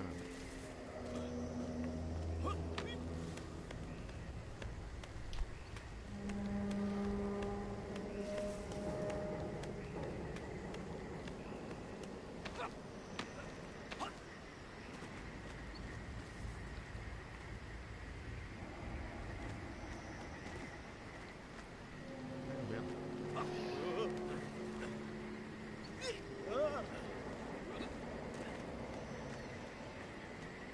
From the beginning, then. But this had better be good. Good, General. It's more than good. It's extraordinary. And it began like this. Dun, dun, dun, dun, dun, dun, dun, dun, dun. Merci, Slave. Je trouve que la musique du générique, elle me fait un peu penser à la musique, le thème général du film La Souris. Tu sais?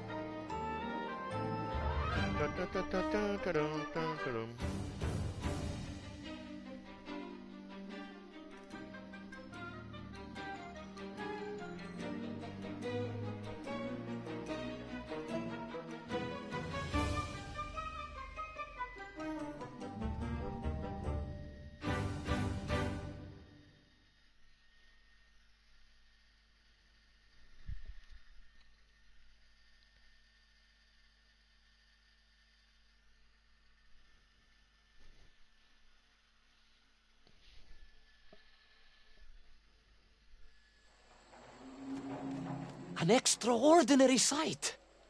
I realized this must be the fabled land of Plutonia, as documented by the brilliant scholar Obruchev. A trail of destruction carved by the rocket drill led down into the wild and mysterious jungle.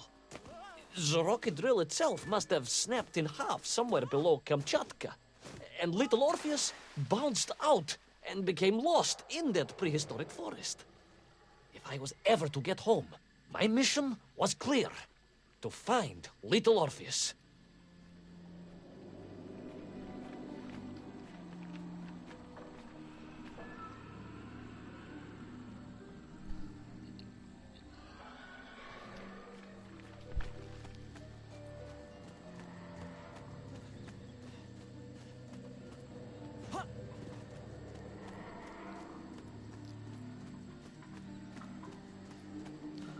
Ah, là une orbe.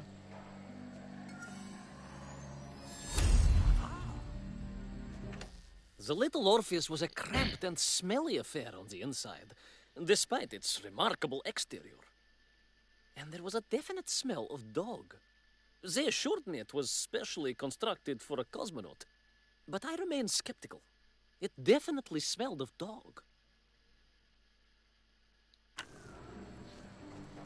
I steeled myself and plunged deeper into that prehistoric jungle where insects the size of dogs buzzed around. Dogs. What sort of dogs? I beg your pardon, General? Large dogs or small dogs? Big like an ovcharka or small like a barlonka? Does it really matter? Of course. Detail is all important. Ovcharka then, General. The size of an ovcharka. I find that very hard to believe. Would you find it easier if they were the size of a balanka? No. But I am enjoying your attempts to persuade me.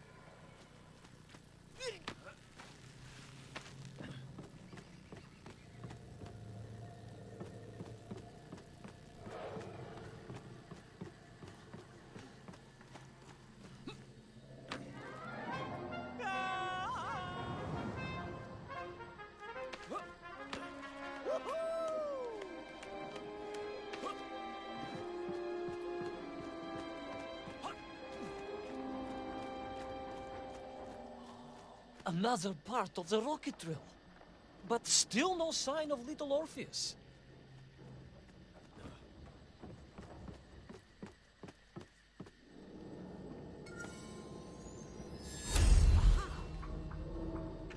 The size of the Tyrannosaurus Rex was apparently a matter of debate amongst scholars of prehistory for many years. Now, having said that, the one I actually met was much, much bigger than this scrawny specimen.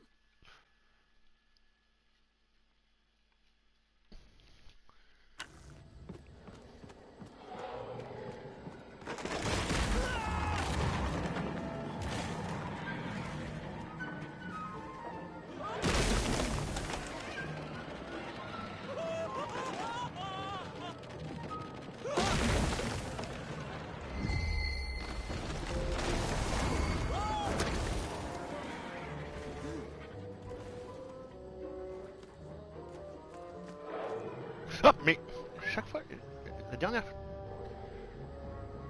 en faisant le mode normal, j'ai fait la même erreur. Et du coup, le truc avait repoussé après, pareil. Mais je voulais voir si... Non, il n'y avait pas de d'orbe de ce côté-là.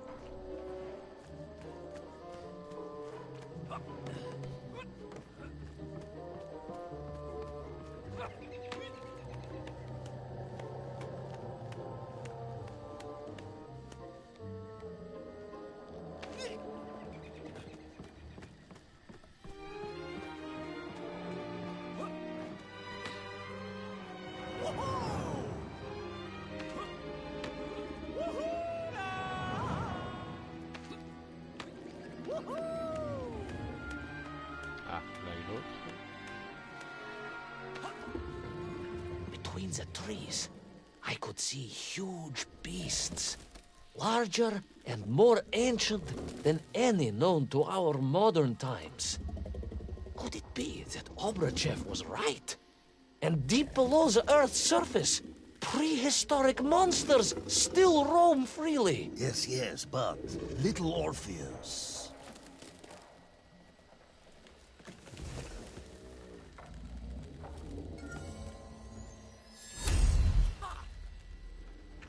I felt like a small boy wandering amongst the magical forest, expecting a Lieshi to leap out at any moment and tickle me most horribly.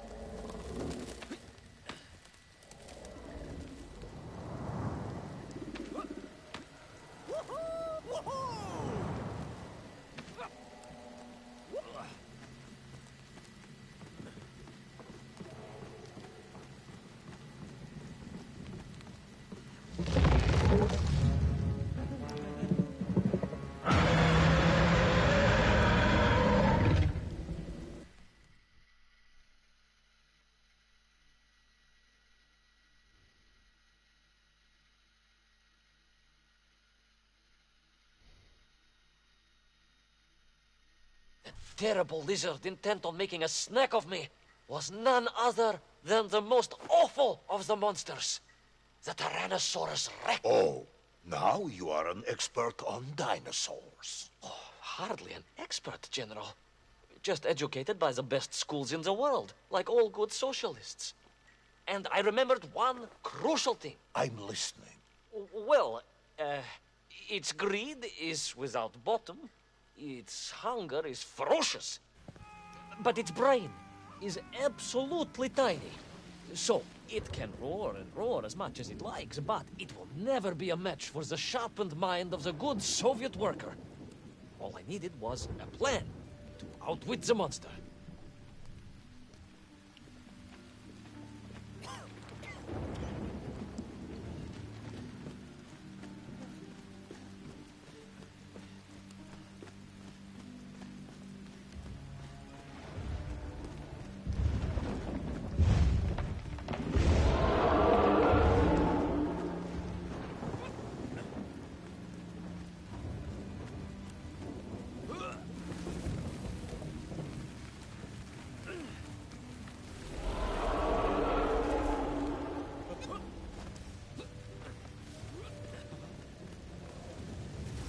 Imagine my shock and surprise to find in that clearing the last part of the rocket drill. More shocking was the fact it had been ransacked. Someone had made off with the tools, the weapons, the rations, and the spare parts for the Pragviev. I began to suspect foul play. Perhaps little Orpheus was not lost at all, but stolen. All I could do was follow the trail further into Plutonia.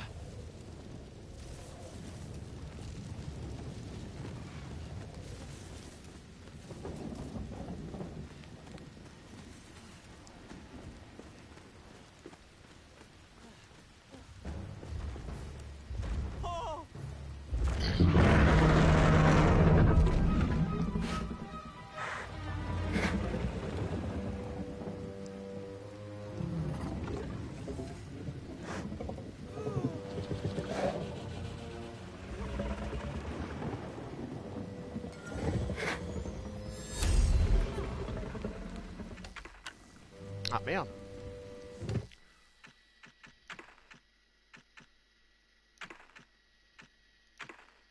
curious beast almost looks friendly here. Like a common house pet, like a dog or koshka. I can assure you that in person they are definitely not domesticated creatures.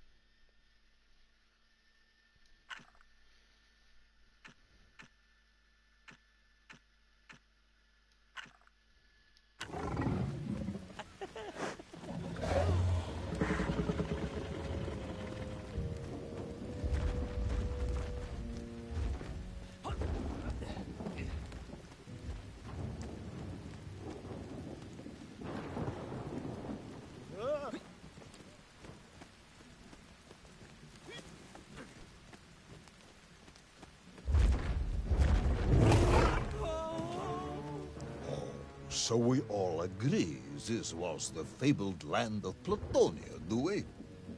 I don't remember accepting that. I will admit it might not have been Plutonia if you are prepared to accept the dinosaur.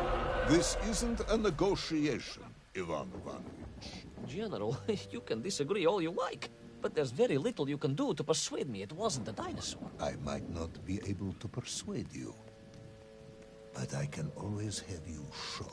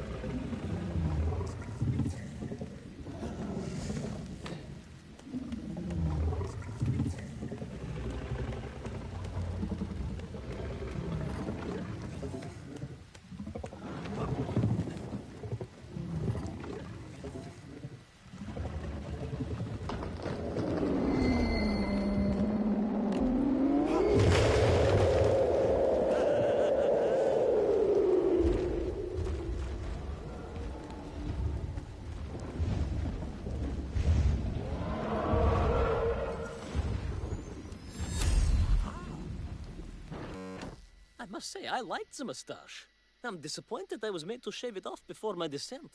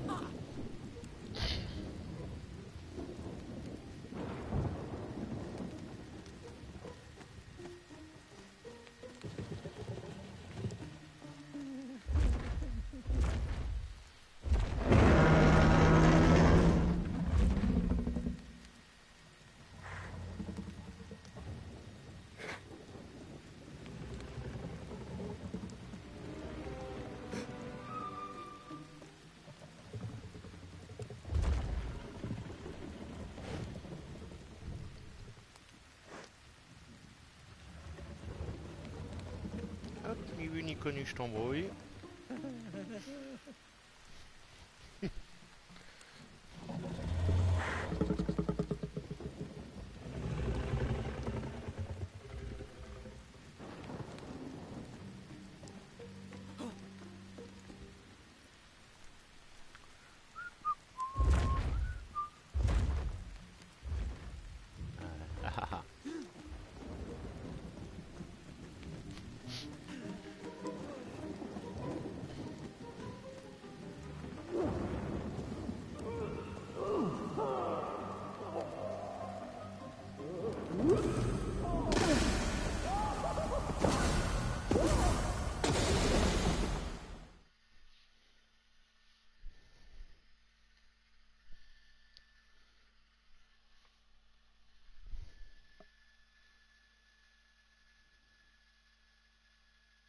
You hid in an egg. Yes, General.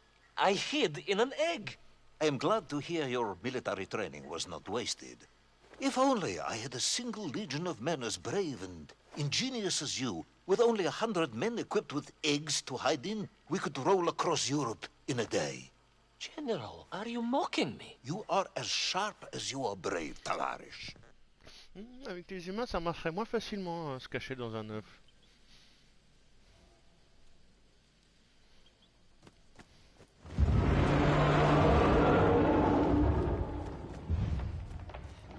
Voilà, faut vraiment tomber contre des adversaires vraiment très très cons.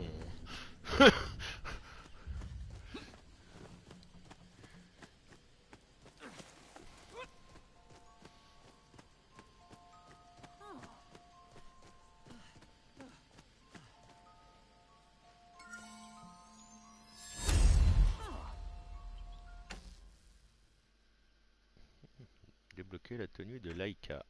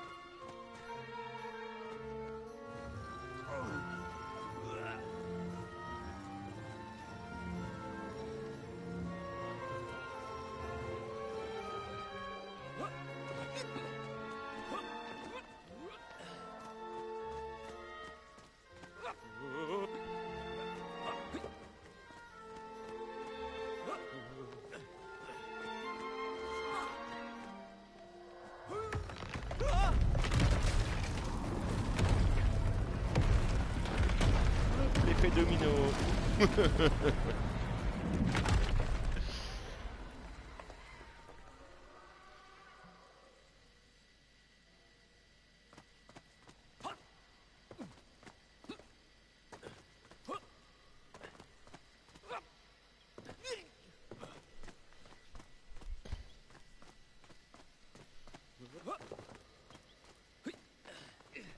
I couldn't believe it.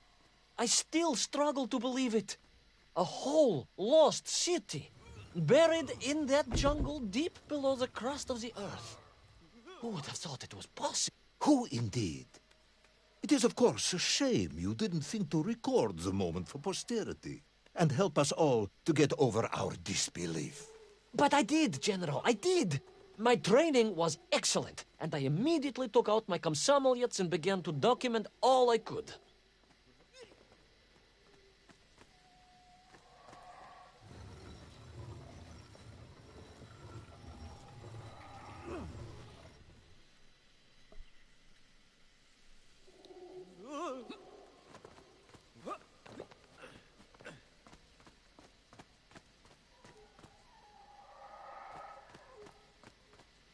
Ah oui, j'avais pas vu la liane.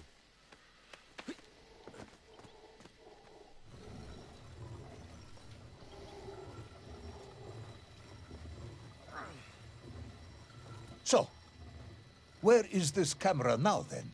Ah, General, yes. What, of course, I meant to say was my training was excellent, and I immediately reached for my camera, only to realize it must have been torn from my utility belt in the crash and lost forever in that forgotten jungle.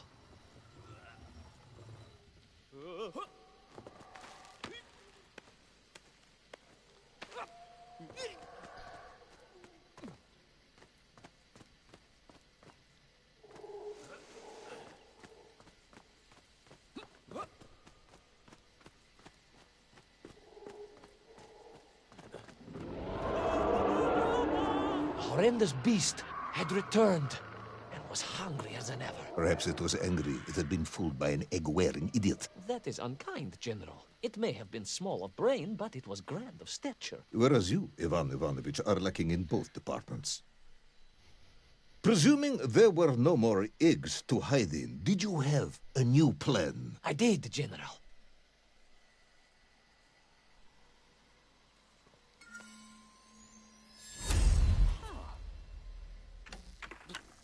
Ah, merde! Je suis resté appuyé trop longtemps sur X.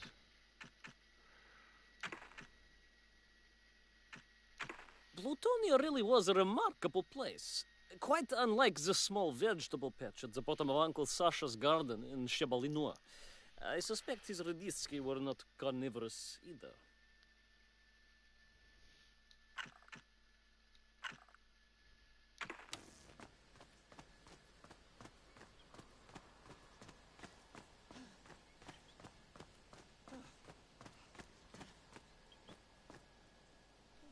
Please, do tell me, what was this brilliant plan?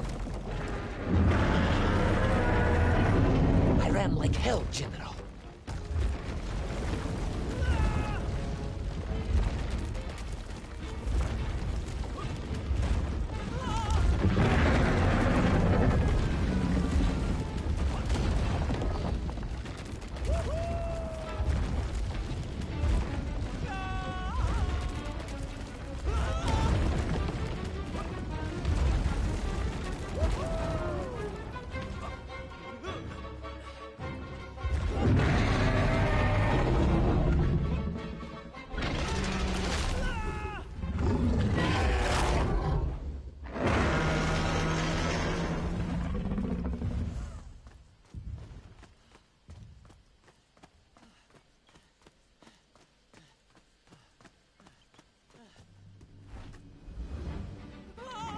Will our intrepid yet doomed hero survive the jaws of the ferocious dinosaur? Will he meet his end miles underground as an aperitif for a ravenous raptor? What dark secrets could be buried in the lost city of Agartha? Will the general ever discover the location of his lost bomb? All of these questions and more will be answered in the next exciting episode of Little Orpheus!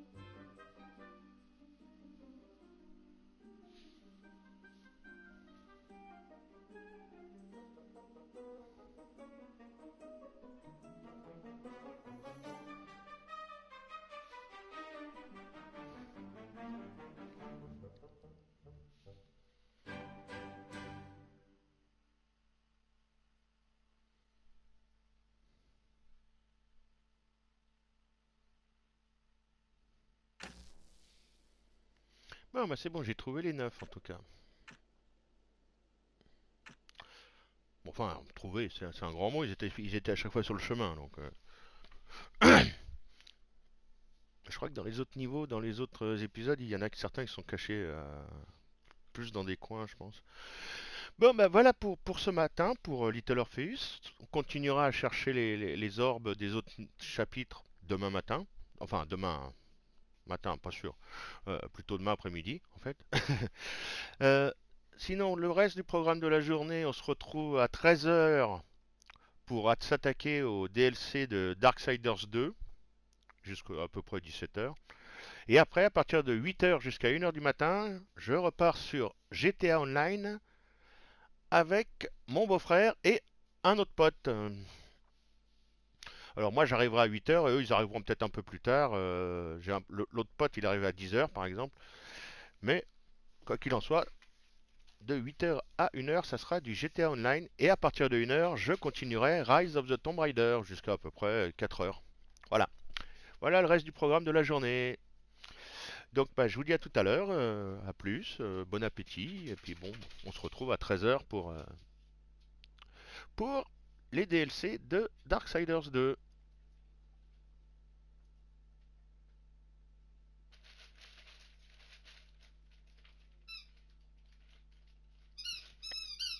Ça y est, le chien, il recommence avec sa balle.